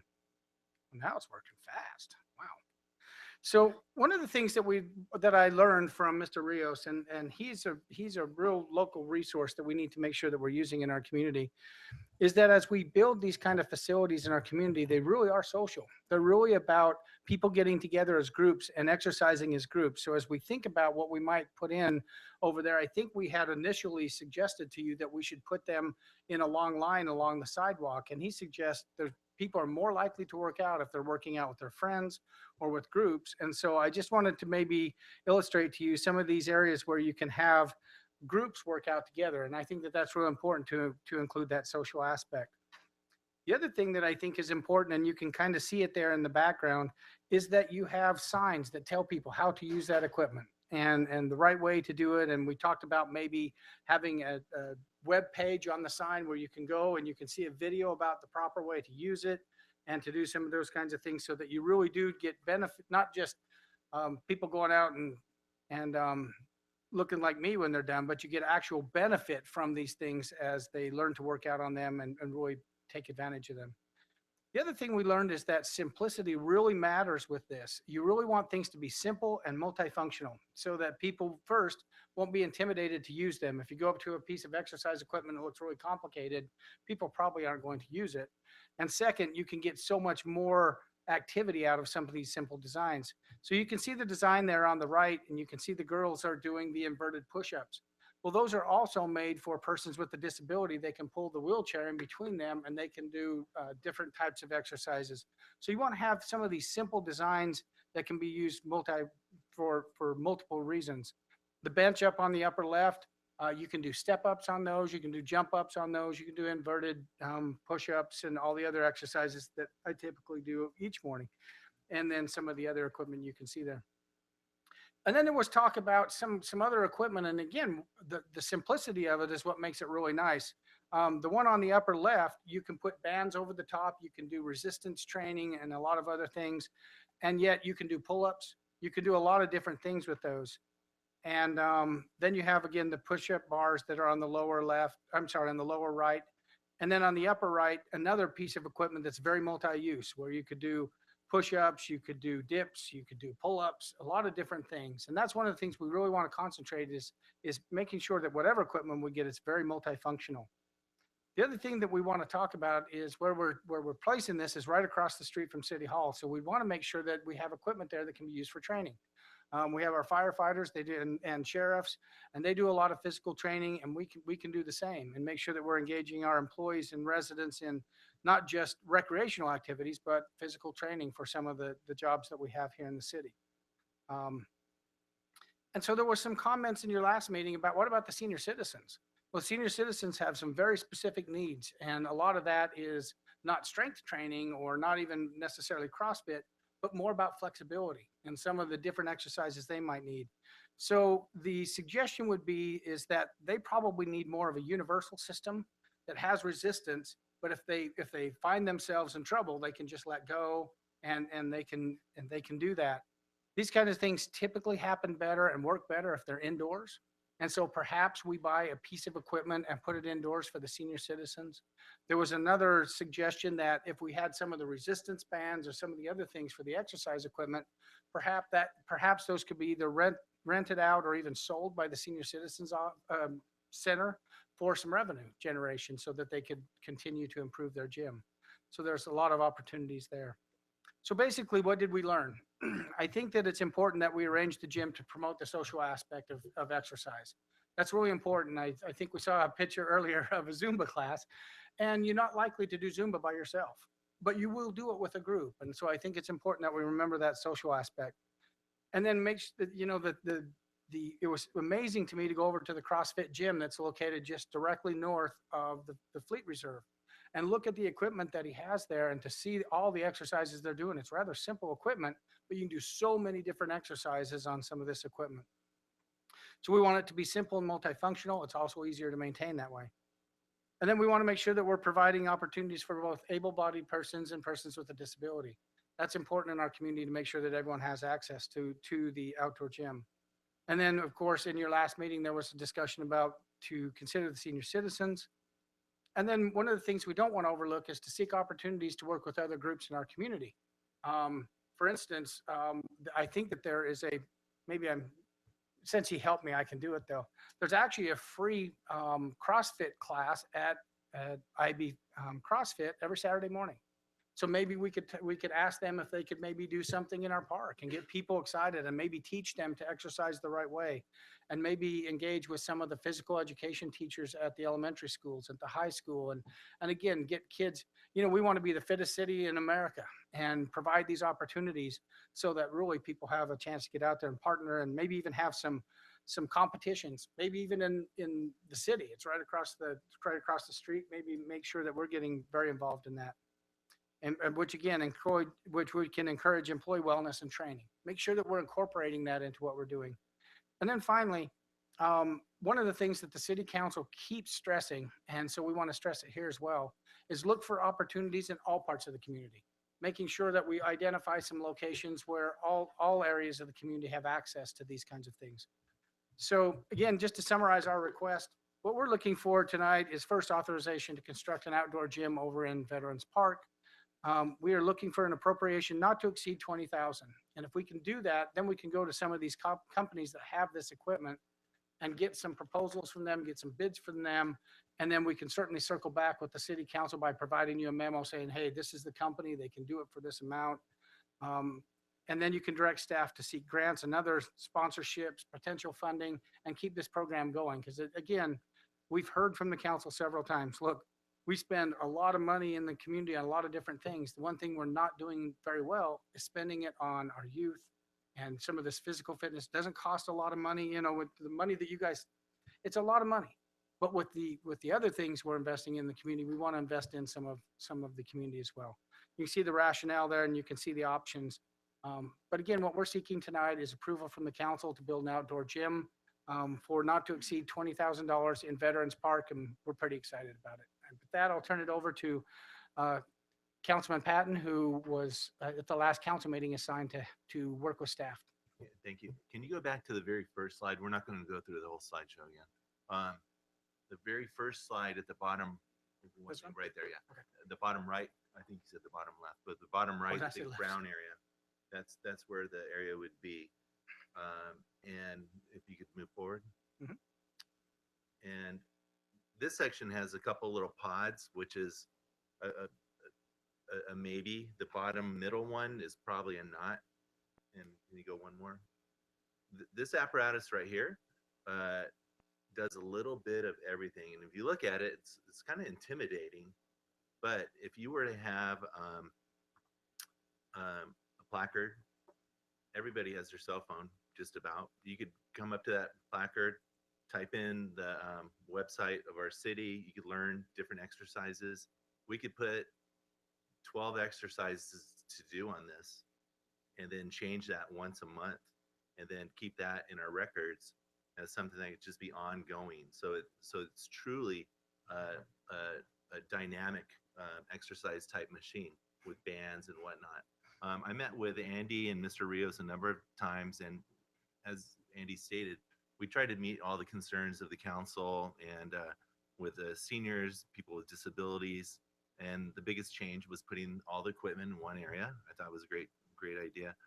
Building that community. We have stroller strides, Boys and Girls Club, Sports Park, general public, firefighters, and firefighters. And those plaques with the little how-to, even little YouTube clips would be great. And I really want to thank Mr. Rios. I met with him numerous times just to get his expertise on this. What I really want to see is I want to be continued to looking for other places working with staff. So where else can we put these parks in our city so everybody gets the opportunity to use it? Not just people close to Sports Park, but I bet there's probably a lot of different areas. So with that, I'm open for questions as well as Mr. Hall. Great. We have a couple of speaker slips. First from Mr. Moran from Foundry Athletics, and it's just a card of support. And he says, the more opportunities for fitness, the better, and fitness should not be only for those that can afford it. So thank you, Mr. Moran. And I know you spoke at the last council meeting. Did you guys have any comments? Okay. And Josie Hamada. Josie, do you want to speak?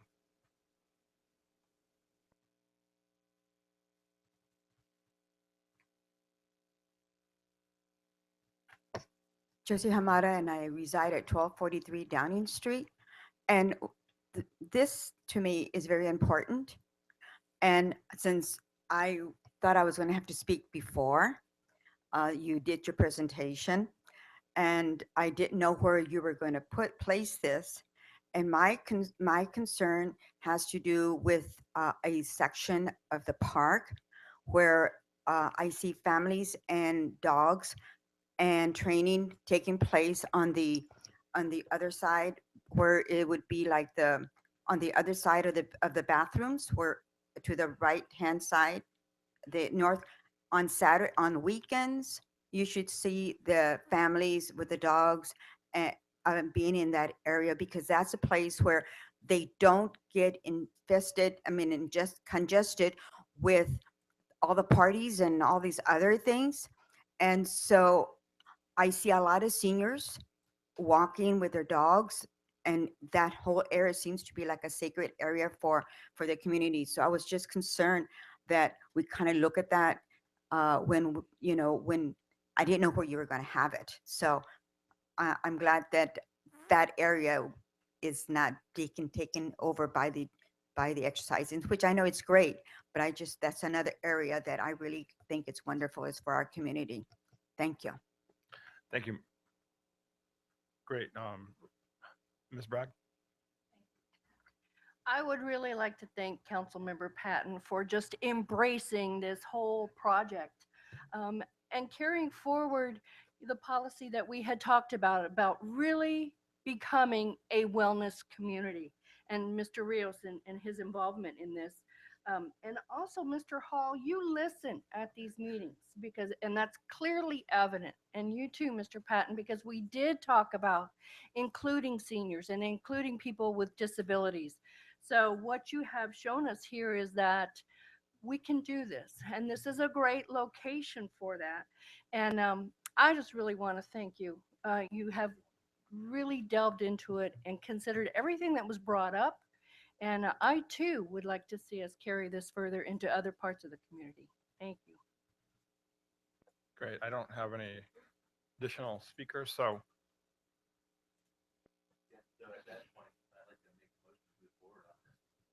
can I say something? Okay, thank you. Just wanted to thank you, Mr. Patton. Thank you. And Mr. Hall, it was an excellent presentation. And also, I just like to, see us, I like to echo what you said, Mr. Patton.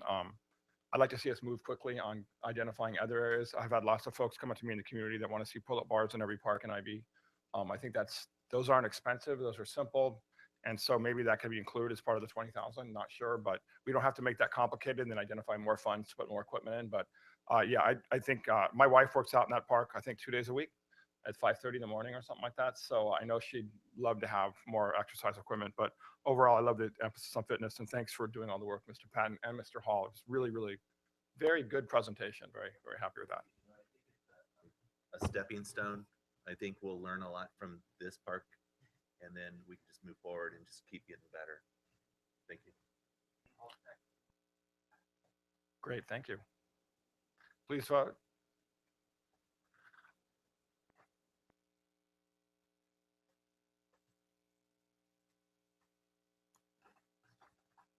Motion carried unanimously.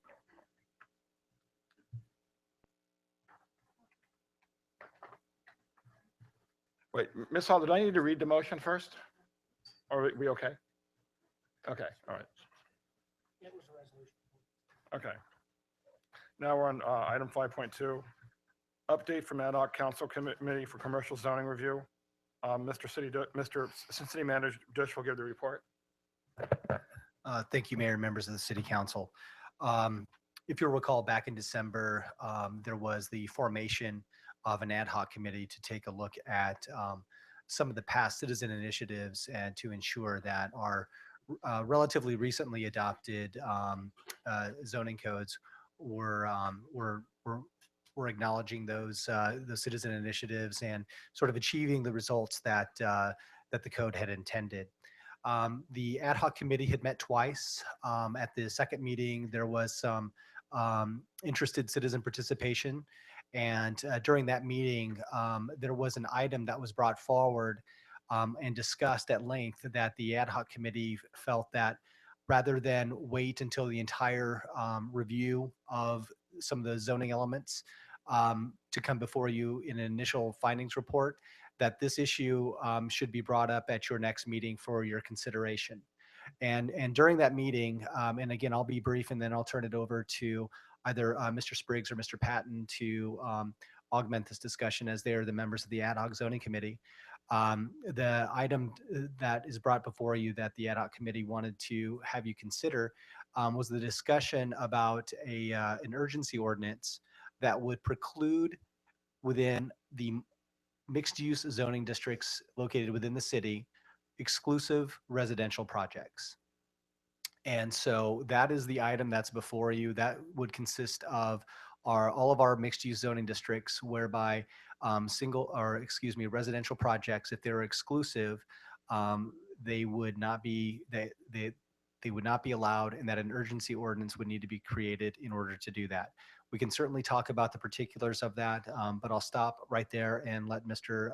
Spriggs and Mr. Patton sort of offer any of the insights as they're members of the ad hoc committee. Mr. Spriggs, you gonna go first? Thank you very much. I thought it was a very good initial meeting. We had 3 very active members of the community involved. I don't see any of them here tonight, but so I won't go into any names, but very active, made excellent points. a wide-ranging discussion. The primary purpose of that first meeting was to sort of establish the scope of what are the kinds of issues that we should be, that the ad hoc committee ought to be looking at. I think we did a pretty good job of that. We identified some immediate short-term fixes that are needed, as alluded to by our assistant city manager. And we also identified some longer-term issues that we need to take a look at in probably the broader planning context of the community, like height and density issues that are fairly complicated. So I thought it was a good first step. And I think the report identifies that we have an urgent need to close this loophole that was never really intended, that would allow this kind of density by solely residential properties that happen to be taking advantage of the loophole in the commercial zoning area. So I'm all in favor of the action. I'm looking forward to the committee's next meeting. When is that, Mr. Dush? The 22nd, 22nd? Monday. Right, this coming Monday, where we'll take up further issues that are of community concern. So that's about all I have to say. Actually, just for the public record, I think it's okay to mention people's names. I mean, I think that Oh, okay. I don't think people are anonymous when I get Well, uncomfortable saying that people. Sure. Well, the individuals who showed up are well known to the community. Elizabeth Shapiro, who was very active in raising these concerns. Michael Carey, also very active in raising these concerns, and Diane Rose, who was involved in the creation of the commercial zoning program for Imperial Beach, and also has concerns about how it's being interpreted and implemented. Thank you. Yeah. Yeah, we were able to tackle two of the items. As Mr. Sprigg says, that lowest fruit in the tree, and things that were urgent. And I think we came to some common ground. We want to work with the residents, making sure, and we keep moving forward, and we want to keep making progress. So being able to get these two items initially done rather quickly. I know our next meeting, we're going to be diving into more issues, and then there's going to be more issues. So it's not something that could just be done in one meeting. But I think if we keep moving forward, listening to the residents, and I think we could do a lot for our city and keep our residents happy and keep that small town vibe that we all want. And that's it. So considering we're speakers, or can I make a motion? Oh, I'd like to have some discussion. Oh, sure. Excuse me? You can still have a discussion after a motion is made. Actually, that's the proper procedure way Thank you. is. I believe there are speaker slips too Yeah. from the public. Right. Sure. Thanks. Mr. Wilson? Mr. Stu, well, we have two Wilsons. Stu Wilson? Stu Wilson, we actually own one of the parcels, I think, that's being discussed here. And it's difficult as a developer to buy a lot and then have the rules change after we've already designed projects. We're in the process of working on the project. Our wish would be that we would know what the rules are up front before we get into these things. So I haven't been involved in what's been discussed here as far as the changes, other than requiring mixed use. So there's nothing else I can comment on, except I wish we knew the rules beforehand that you guys could come up with and give us some certainty as to what we're allowed to do. Great. Thank you, Mr. Wilson. I have Eric Wilson. Okay. Dante Panteman.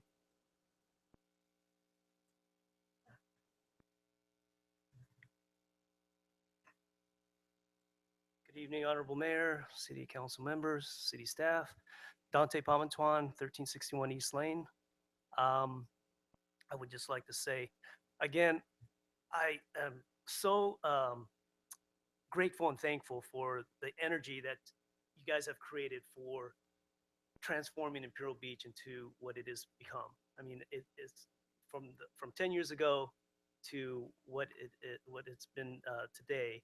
I'm really, really, for me and my family, seen the improvements throughout the city for Imperial Beach.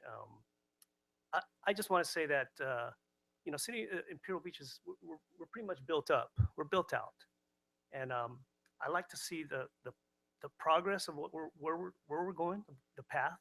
And I think Mr. Wilson brings up some good points here about some interference and causes us delays. I mean that's expensive. We want to be seen as a city that's friendly in terms of working together with with developers. I like the small town feel too. I like the classic IB flavor. We're uniquely IB, but I think we need to consider this this closing of the loophole. I mean, the mixed use of commercial and residential, it works fine in other parts of San Diego. You go down to South Park, North Park, it's ideal. You go down to downtown. I'm a local realtor, so I see the positive aspects of mixed use. If you're going to do that here in Imperial Beach for just residential, it's just not going to. I think it'd be more challenging for developers who want to improve Imperial Beach. But I still like the smart growth. I still like the classic Imperial Beach unique flavor that we've come to like. So I oppose it. I don't know enough about it at this point, but it sounds like it would delay and it would kind of scare a lot of people away. So You. And then Mr. Waldron?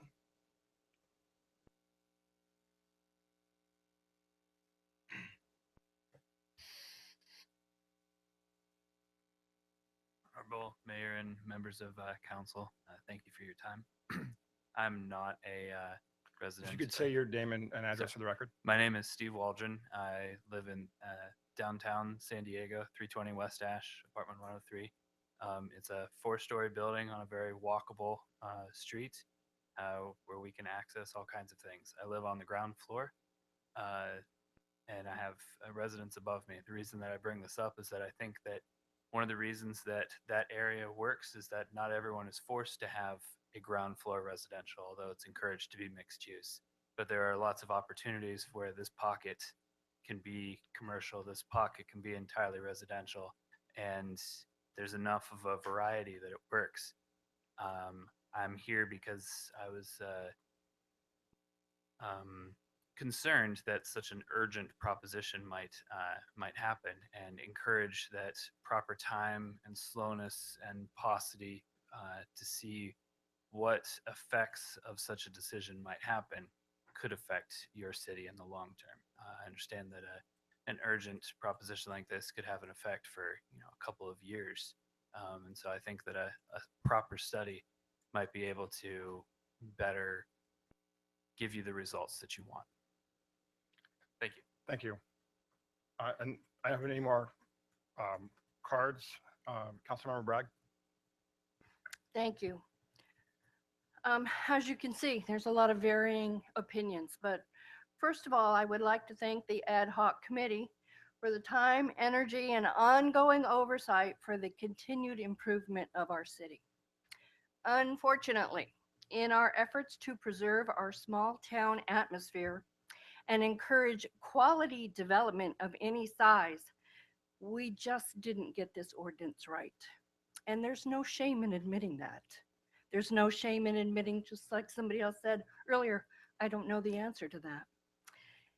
And to refresh everybody's memory, in no way did we cobble together this ordinance in a very willy-nilly hurried fashion.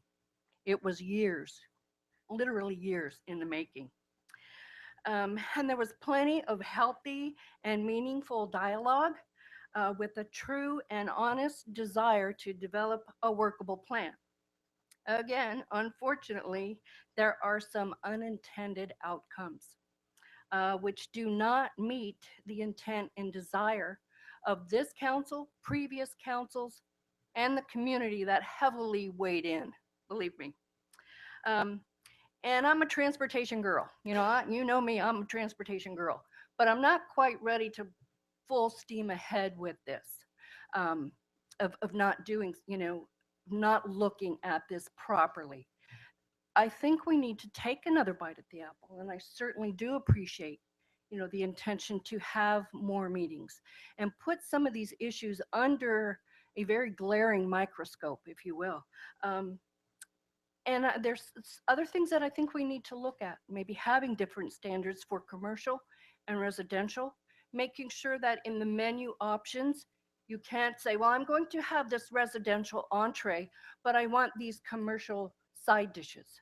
So that's some of the things that we still need to flesh out. So I am very grateful, Mr. Patton and Mr. Spriggs, that you are taking on these additional meetings to help guide this even further. Thank you.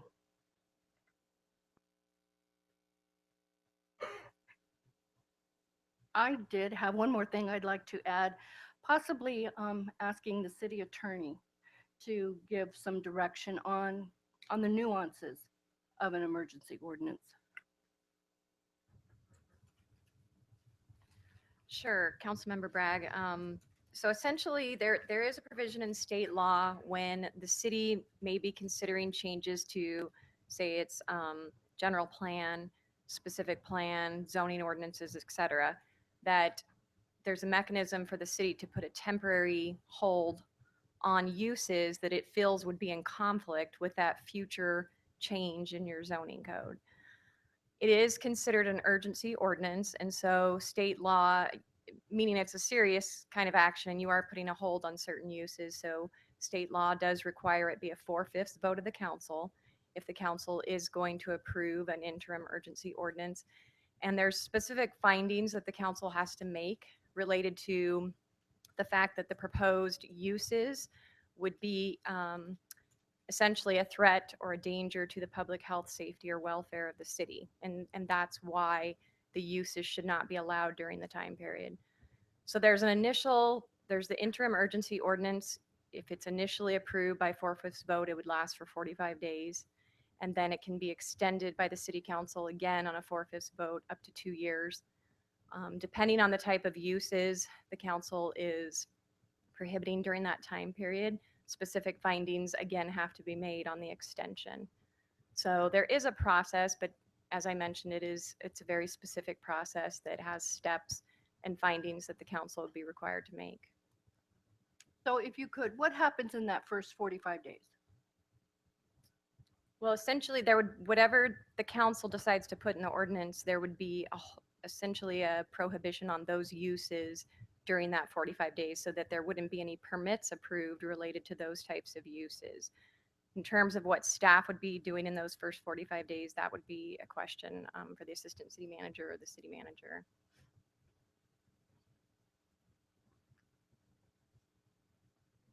Mr. Spriggs. So I'd like to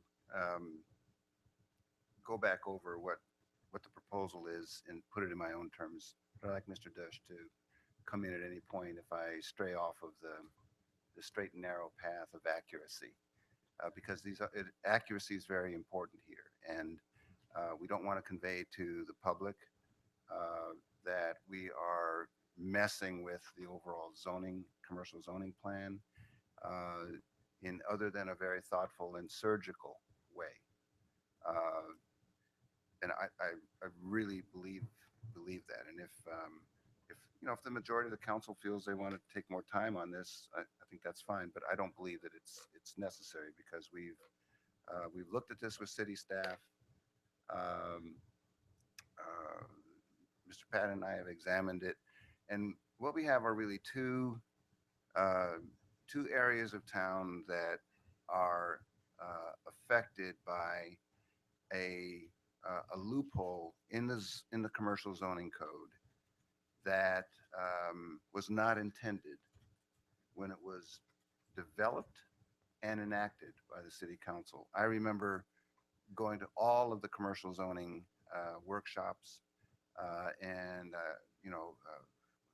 been on the council during the time we adopted it as well, and there are other areas that we really didn't intend to come out the way that they have, but we can't address them without potentially invoking the jurisdiction of the Coastal Commission. So we'll have to be very careful about those.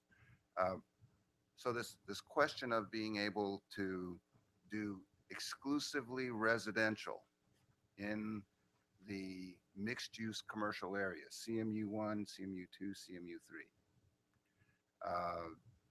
These mixed-use areas were intended by the city council and the consultants who developed the zoning plan to incorporate mixed use to help our community have more options for retail, shopping, restaurants, what have you. They were not intended to allow the development of 100% housing in these areas. Wasn't the intention. There's, in every law, there's complications and there's loopholes, and you try to, as experience reveals itself, you try to address those to get back to what you originally intended if those loopholes appear. In this case, the Palm Avenue commercial mixed-use area, the intention, there's a certain point, I think, east of Florida where there can be 100% housing. And I'm not sure that that's included in here, but a project that's 100% housing, but that is not what the intention of the city council was. The intent of the city council, and we just talked about the Palm Avenue corridor project, was that there would be mixed use with commercial on the Palm Avenue corridor. That's why we even talked about the side road issue, you know, so that it would enhance pedestrian access and catalyze retail to be developers to invest in retail there with mixed use as an inducement. We didn't intend that just off of Seacoast Drive, that's the CMU1 area, isn't it, or is it two? In that area, that there would be a 100% housing project, half a block off of Seacoast Drive.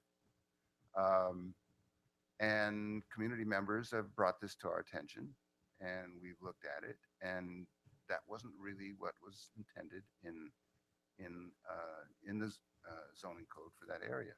Now, and I certainly didn't think that was the intention either. There are other things that we'll be looking at, but the law of unintended consequences is one that we have to just live with and try to do our best as humans to make corrections and to be smart about what we're doing. So it seems to me that the question of 100% residential in a mixed use area that by definition is supposed to have retail in that area associated with the housing is almost a no-brainer, and that error is being corrected by the action tonight on an emergency basis, because it essentially deprives that neighborhood of the kind of retail that's needed to support the population and the kind of economic development and jobs, et cetera, that the city needs. So I support the resolution, and I think the committee is, at least the committee is in sync with what the staff's recommendations are. Do you have any further comment? Mr. Hall, did you have something? Yeah, Mayor and Council, I apologize. I needed to inform you, you did receive some last minute agenda information, and you see under item 5.2, there was a letter of support from Mr. Michael Carey for directing staff to prepare an urgency ordinance, as well as a letter of support from Ms. Diane Rose supporting the direction of the city council to have the staff prepare an ordinance for your consideration at a future meeting. Thank you, Mayor. And then I wanted to clarify, there is no resolution or ordinance before the city council tonight. What I believe we are seeking is direction of whether or not that urgency ordinance should be prepared for your consideration. But there is not one prepared for your action tonight. Thank you. Yeah, I guess ironically, well, I guess from what I read of this, because I obviously didn't approve these. I was on the council then. And we had a very experienced former mayor and council member, I think had been in office for 12 or 16 years, that had apparently taken responsibility for passing this. And what I got out of it was that we spent years getting this to be approved by very experienced people, and then all of a sudden, 3 or 4 years later, decide that it wasn't what they wanted. And I attended a Senate meeting where we had two people basically postpone a $1.1 billion project, the Mid-Coast Railway project, because they pretended that they hadn't, well, not pretended, but they acted like they didn't know what this project was about, even though they voted for it. So I guess when I thought we were having this ad hoc committee to talk about zoning stuff, I thought it was minor stuff that, like I think you mentioned in your comments, that we were going to work on, whether it was parking garage, stall size, and things like that people had brought up in the committee. But I guess I am really uncomfortable with sort of a process that this council in the city took years and lots of money to sort of approve with very experienced council members, and then 3 years later saying that, oops, we made a mistake, and then having an ad hoc process for planning that involves a very small group of people who live on the beachfront, who've been very involved in sort of this effort 20 years ago and helped pass a lot of these rules and et cetera, and just do it sort of as an urgency ordinance, which for me reads as a threat to public health and safety. That's something that I think we'd use when we wanted to have, like, someone wanted to have someone wants to put a strip joint in your area, or they were going to have a medical marijuana dispensary. I think on the beach they were going to have a paraphernalia shop. So, or we were going to have the drug rehab center now where we're having our hotel. So I guess I get concerned about the interpretation and then the sort of the precedent that sets where we're doing everything ad hoc and haphazardly and declaring everything an urgency or an emergency and a threat to public health and safety that really might not be a threat to public health and safety. So I think we have to be really careful about that. And I think I get concerned that we're going to start overturning all these zoning ordinances, that we don't actually have more public input and have a much more formal public hearing process and public sort of workshop process on our zoning code ordinances. I think that's where we have to go. This is going to be an ad hoc sort of last minute urgency ordinance process, or we can actually take a look and have much more deliberative, more process-based, community input-based analysis and review that I feel like we're getting a lot more input and a lot more diversity of opinion throughout the city, especially geographically, so that we actually do this right. And we don't go back 3 years later and say, oops, the urgency ordinance was wrong. So that's the only thing. And I think the other thing I'm saying is that I want to make sure that we have a lot of proposals for possibly senior centers. There could be more senior housing. There could be more veterans organizations, associated housing. I know folks are talking about just a lot more different types of affordable housing projects. So to make sure that with this, we don't preclude that. And so, again, I see the same group of folks that have been involved in passing this stuff that were all adamant about doing it, all of a sudden going back and saying, well, we all got it wrong.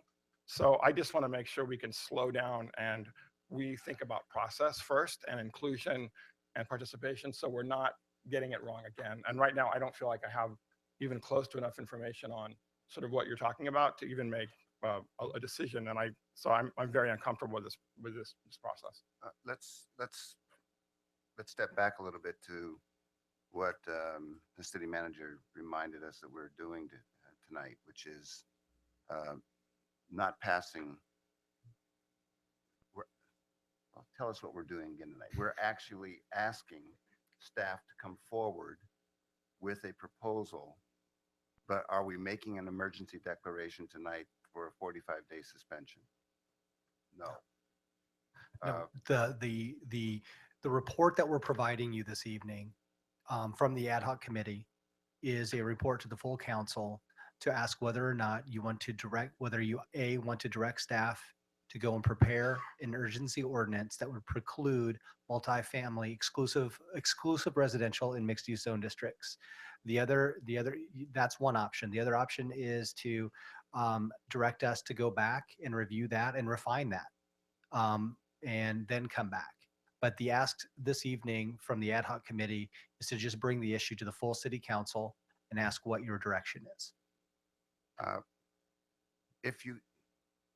To me, and I understand, Mr. Mayor, what your point is, and I don't think it's anyone's desire to rush something through. But there was one aspect of urgency that we talked about, and this is with the city manager and assistant city manager and the committee, and that's that if we want to correct this loophole, and it's not that it's the zoning ordinance is a very complex thing. There's a lot of allowances provided, etc., where you can get to higher densities, etc. And there's a lot of aspects to it. I don't believe that, as far as I can tell, honestly, that anybody intended this. Anybody intended for purely residential area developments to be in commercial area or commercial and mixed use areas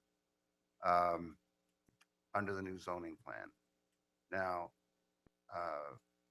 I think if you bring it back as an emergency ordinance, there will be a full discussion about this, and the staff report will give everyone an opportunity, and the discussion will give everyone an opportunity to be more comfortable with it and vote it up or down.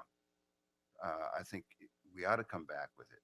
Now, the reason it was emergency, and that the committee felt that action ought to be taken quickly rather than delay, is so that the entire community, including the development community, would be put on notice right away that, the city is sort of putting a moratorium on this kind of development, so that there aren't any more investors or developers coming forward with these kinds of projects that aren't really consistent with the zoning plan and the intentions of the zoning plan.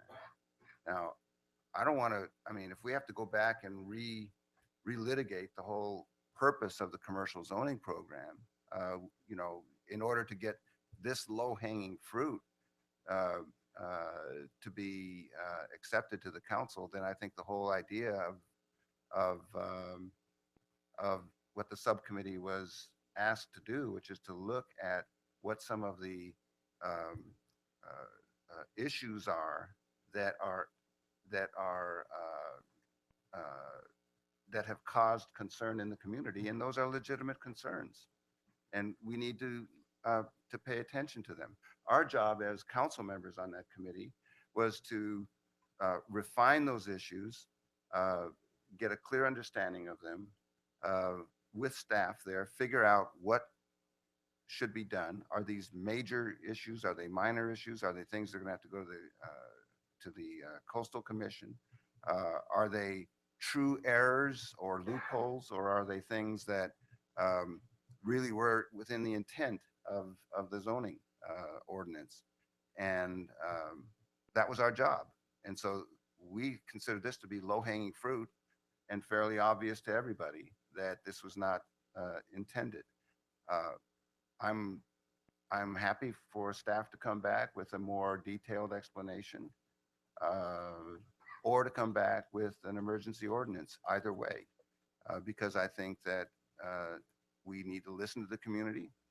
And if we, as council members on the subcommittee, feel that there's merits, we need to make these recommendations for these loopholes to be closed. So that's what I'd like to do, is I'd like to have staff come back as recommended in the report, and we'll have a full discussion and a full airing of the issues at that time. And I think we'll make an extra effort to inform the citizens who were involved in this group to be here and express themselves as well. Mr. Bilbray. Actually, I have to agree with Councilmember Spriggs and Patton. The point of having a CMU zone is not to have fully residential buildings in that area. Where it was an incentive to get developers to build more commercial space for a higher tax increment, sales tax increment. And I have no problem moving forward with fixing this loophole. There should not be residential in a commercial mixed use zone. Ms. Bragg. Thank you. Thank you, Mr. Bilbray. And you're exactly correct. It was our intention all along to have commercial on the ground floor in these projects. It was it was not our intention to have 100% residential. What I'm afraid of, and that's why I had asked our council to chime in, I'm not sure that we're going to be able to meet the findings of an emergency ordinance. So I'm a little concerned about how we craft that. You know, it's all about the wordsmithing. So when you bring this back, you know, to be able to meet those findings, I think is really going to be the challenge. I guess my concern, you know, the details are something that needs to be worked out, but I'm not concerned right now about what you guys are, what's being specifically recommended, more about process. I guess I'm concerned, I thought an ad hoc committee was going to put together a white paper or some sort of, with a summation and a finalized period, but I'm concerned about sort of an ad hoc committee just constantly meeting and coming back. Is it going to be every month, every other month, with a series of recommendations and possibly even more urgency or emergency measures? I think if this council is committed to making a change, then I'm not clear about why it would be an urgency declaration and why we wouldn't have sort of a summation of recommended changes by the ad hoc committee. So we have a process that was clear and easy to follow, rather than have every 2 or 3 months or every 3 or 4 months having a whole new litany of zoning code changes. That's what, we recommended that we have an ad hoc committee, that's what I thought we were doing. And obviously it wasn't written down in stone, but I'd like to see us get it right and have a process that I understand where we're going, and more importantly, doesn't seem, quote, ad hoc. I think that's what I'm concerned about. Yeah, just to clarify, Mr. Mayor, that's a very well put expression of concern about it. And indeed, this is an action that we were proposing prior to our report, or even our interim or preliminary report, which would have outlined a number of things to look at further and in more depth. And the reason that this came forward more quickly is to avoid a situation where investors may come into the community, buy property in the expectation that they can build multifamily housing exclusively, or housing exclusively without any commercial in the CMU 1, 2, and 3 areas. And because the community is attractive for developers now, this is a situation that we wanted to try to avoid by putting notice out to everyone that this issue is being addressed. And that's why it was put on that's why it was moved up to the council from the committee quickly. And that's why it's proposed as under the emergency authority as well. Whether the standards are met, or something that has already been looked at by staff and the city attorney, and will be looked at again, I think, if they come forward with a resolution. But that's the reason, because there is a lot of developer interest, investor interest in the community, and this is an unintended consequence, i.e., as Councilmember Bilbray said, putting exclusively a housing project in an area where we all wanted mixed use with commercial that would benefit the community. So I guess, Mr. Patton, are you asking to speak again? Yeah, I want to speak again.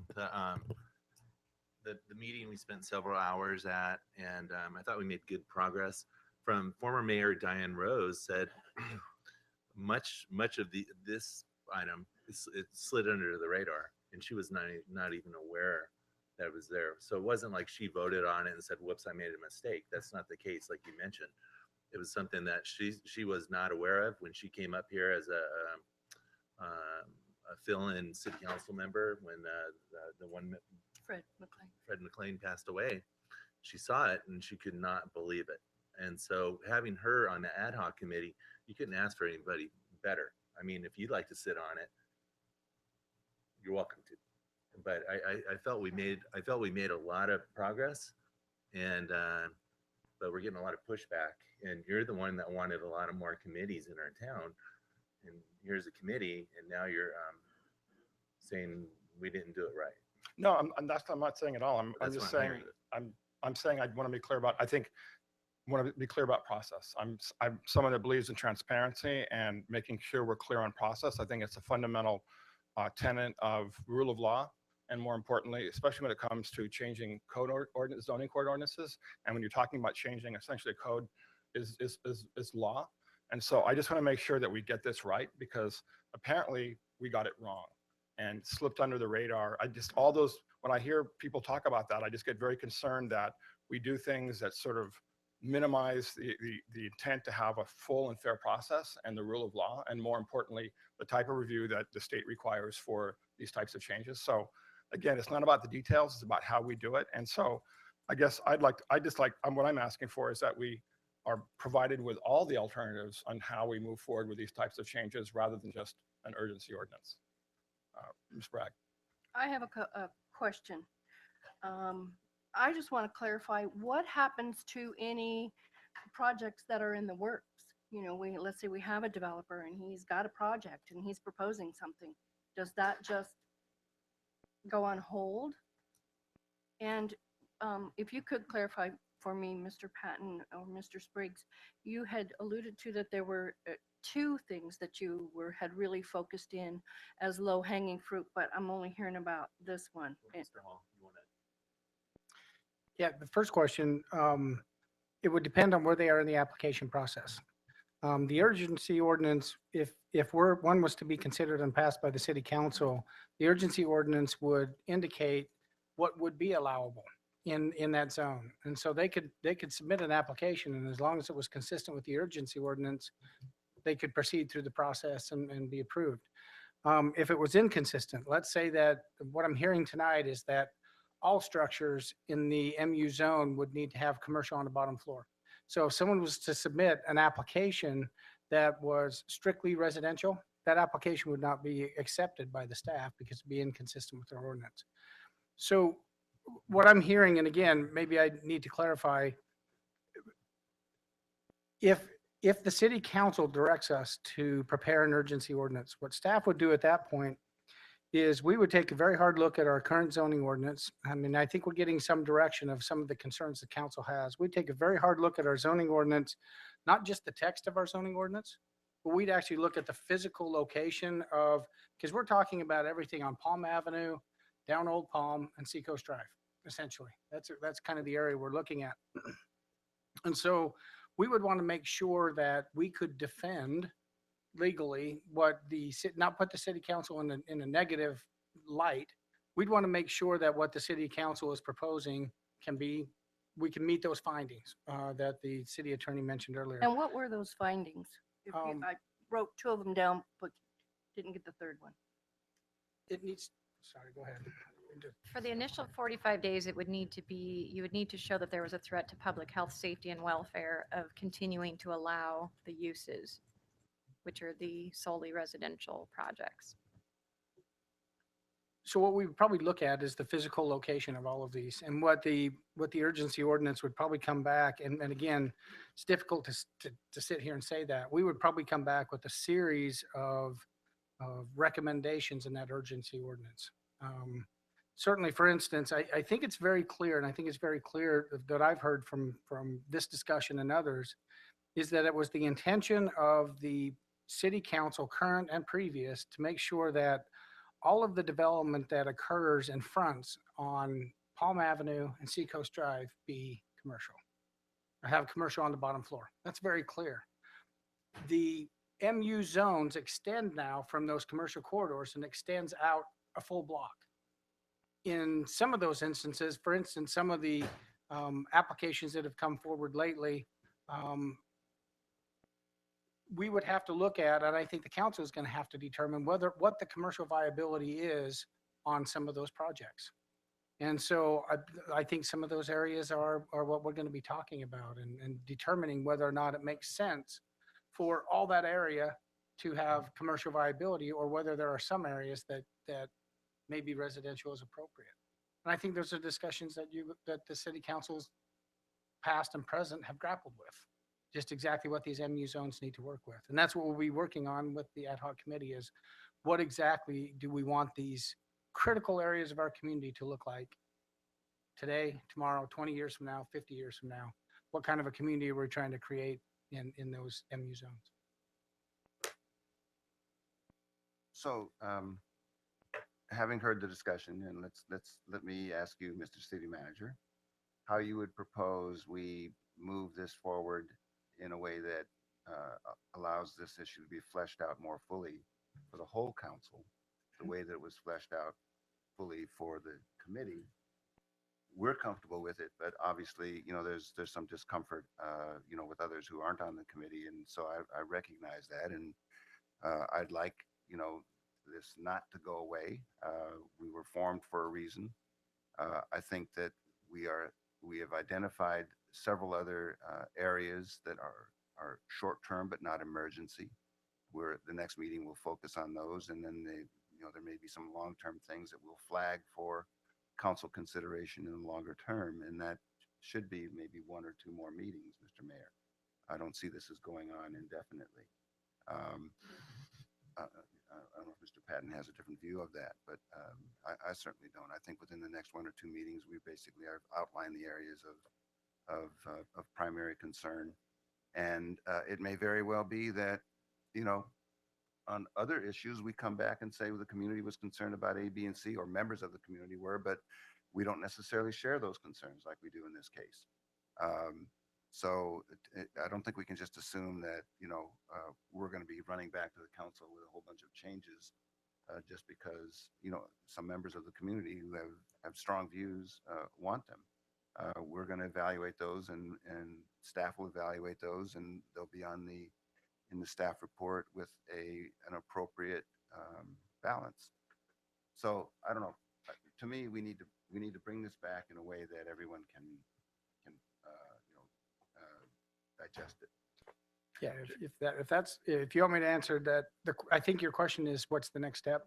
I think what we would do at that point is the staff would sit down with the ad hoc committee, and I think we would go over in detail what it is that you would like to see in that urgency ordinance. And I think staff would probably try to guide you with the best we can, what we're seeing in the community, what we see from the legalities of it.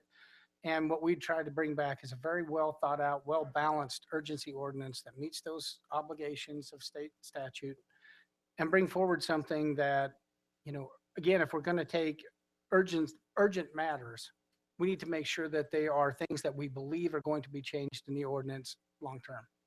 If not, I think maybe we're sending mixed signals.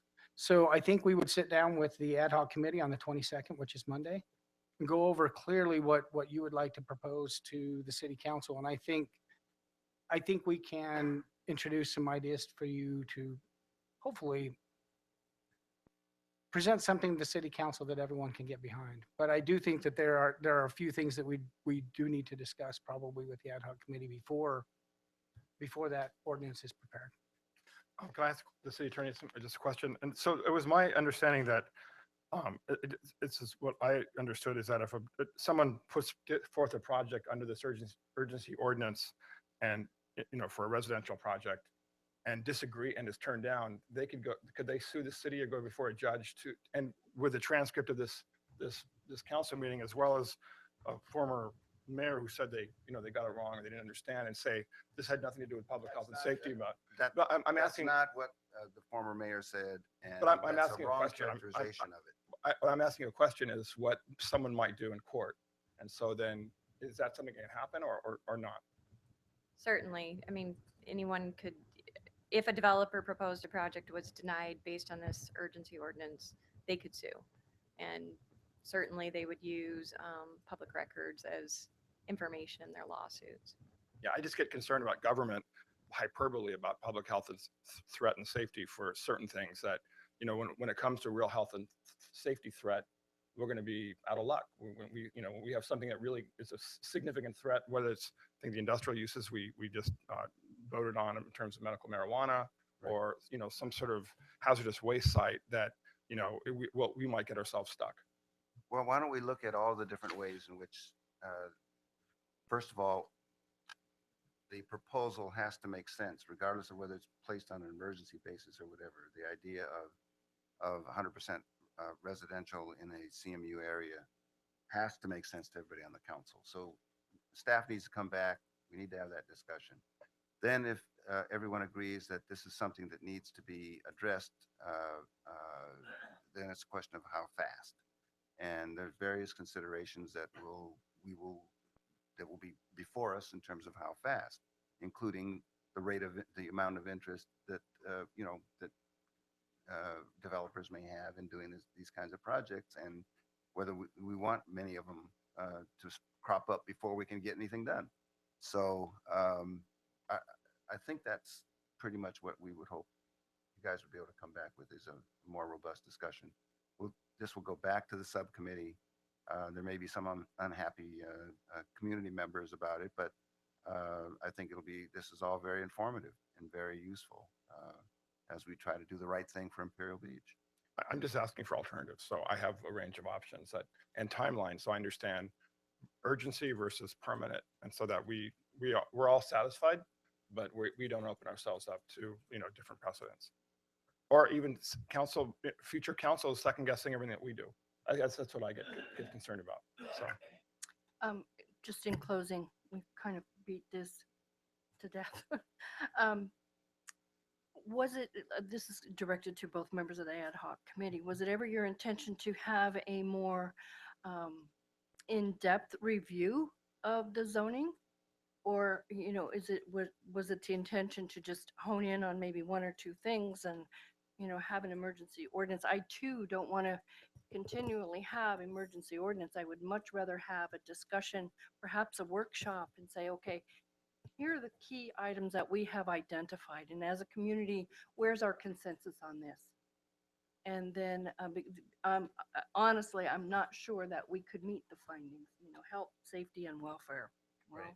That, so. I think we could only go so far. I mean, when you want to change the ordinance, you could go so far. Then the coastal commission starts getting involved. I mean, can of worms, and we never wanted to go that far.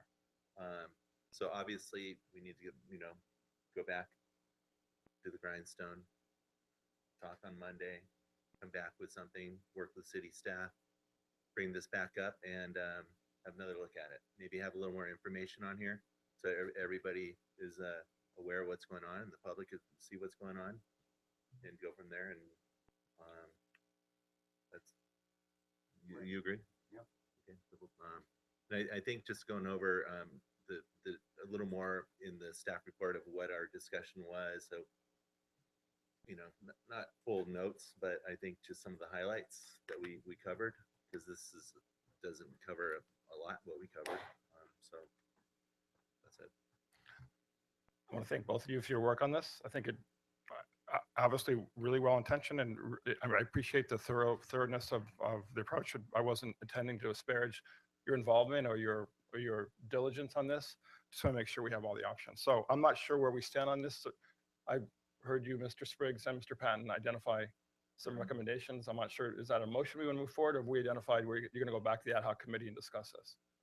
Well, I think where we are right now is, in terms of what the original plan was, is that we were going to develop a report, or possibly a preliminary report that would include several issues.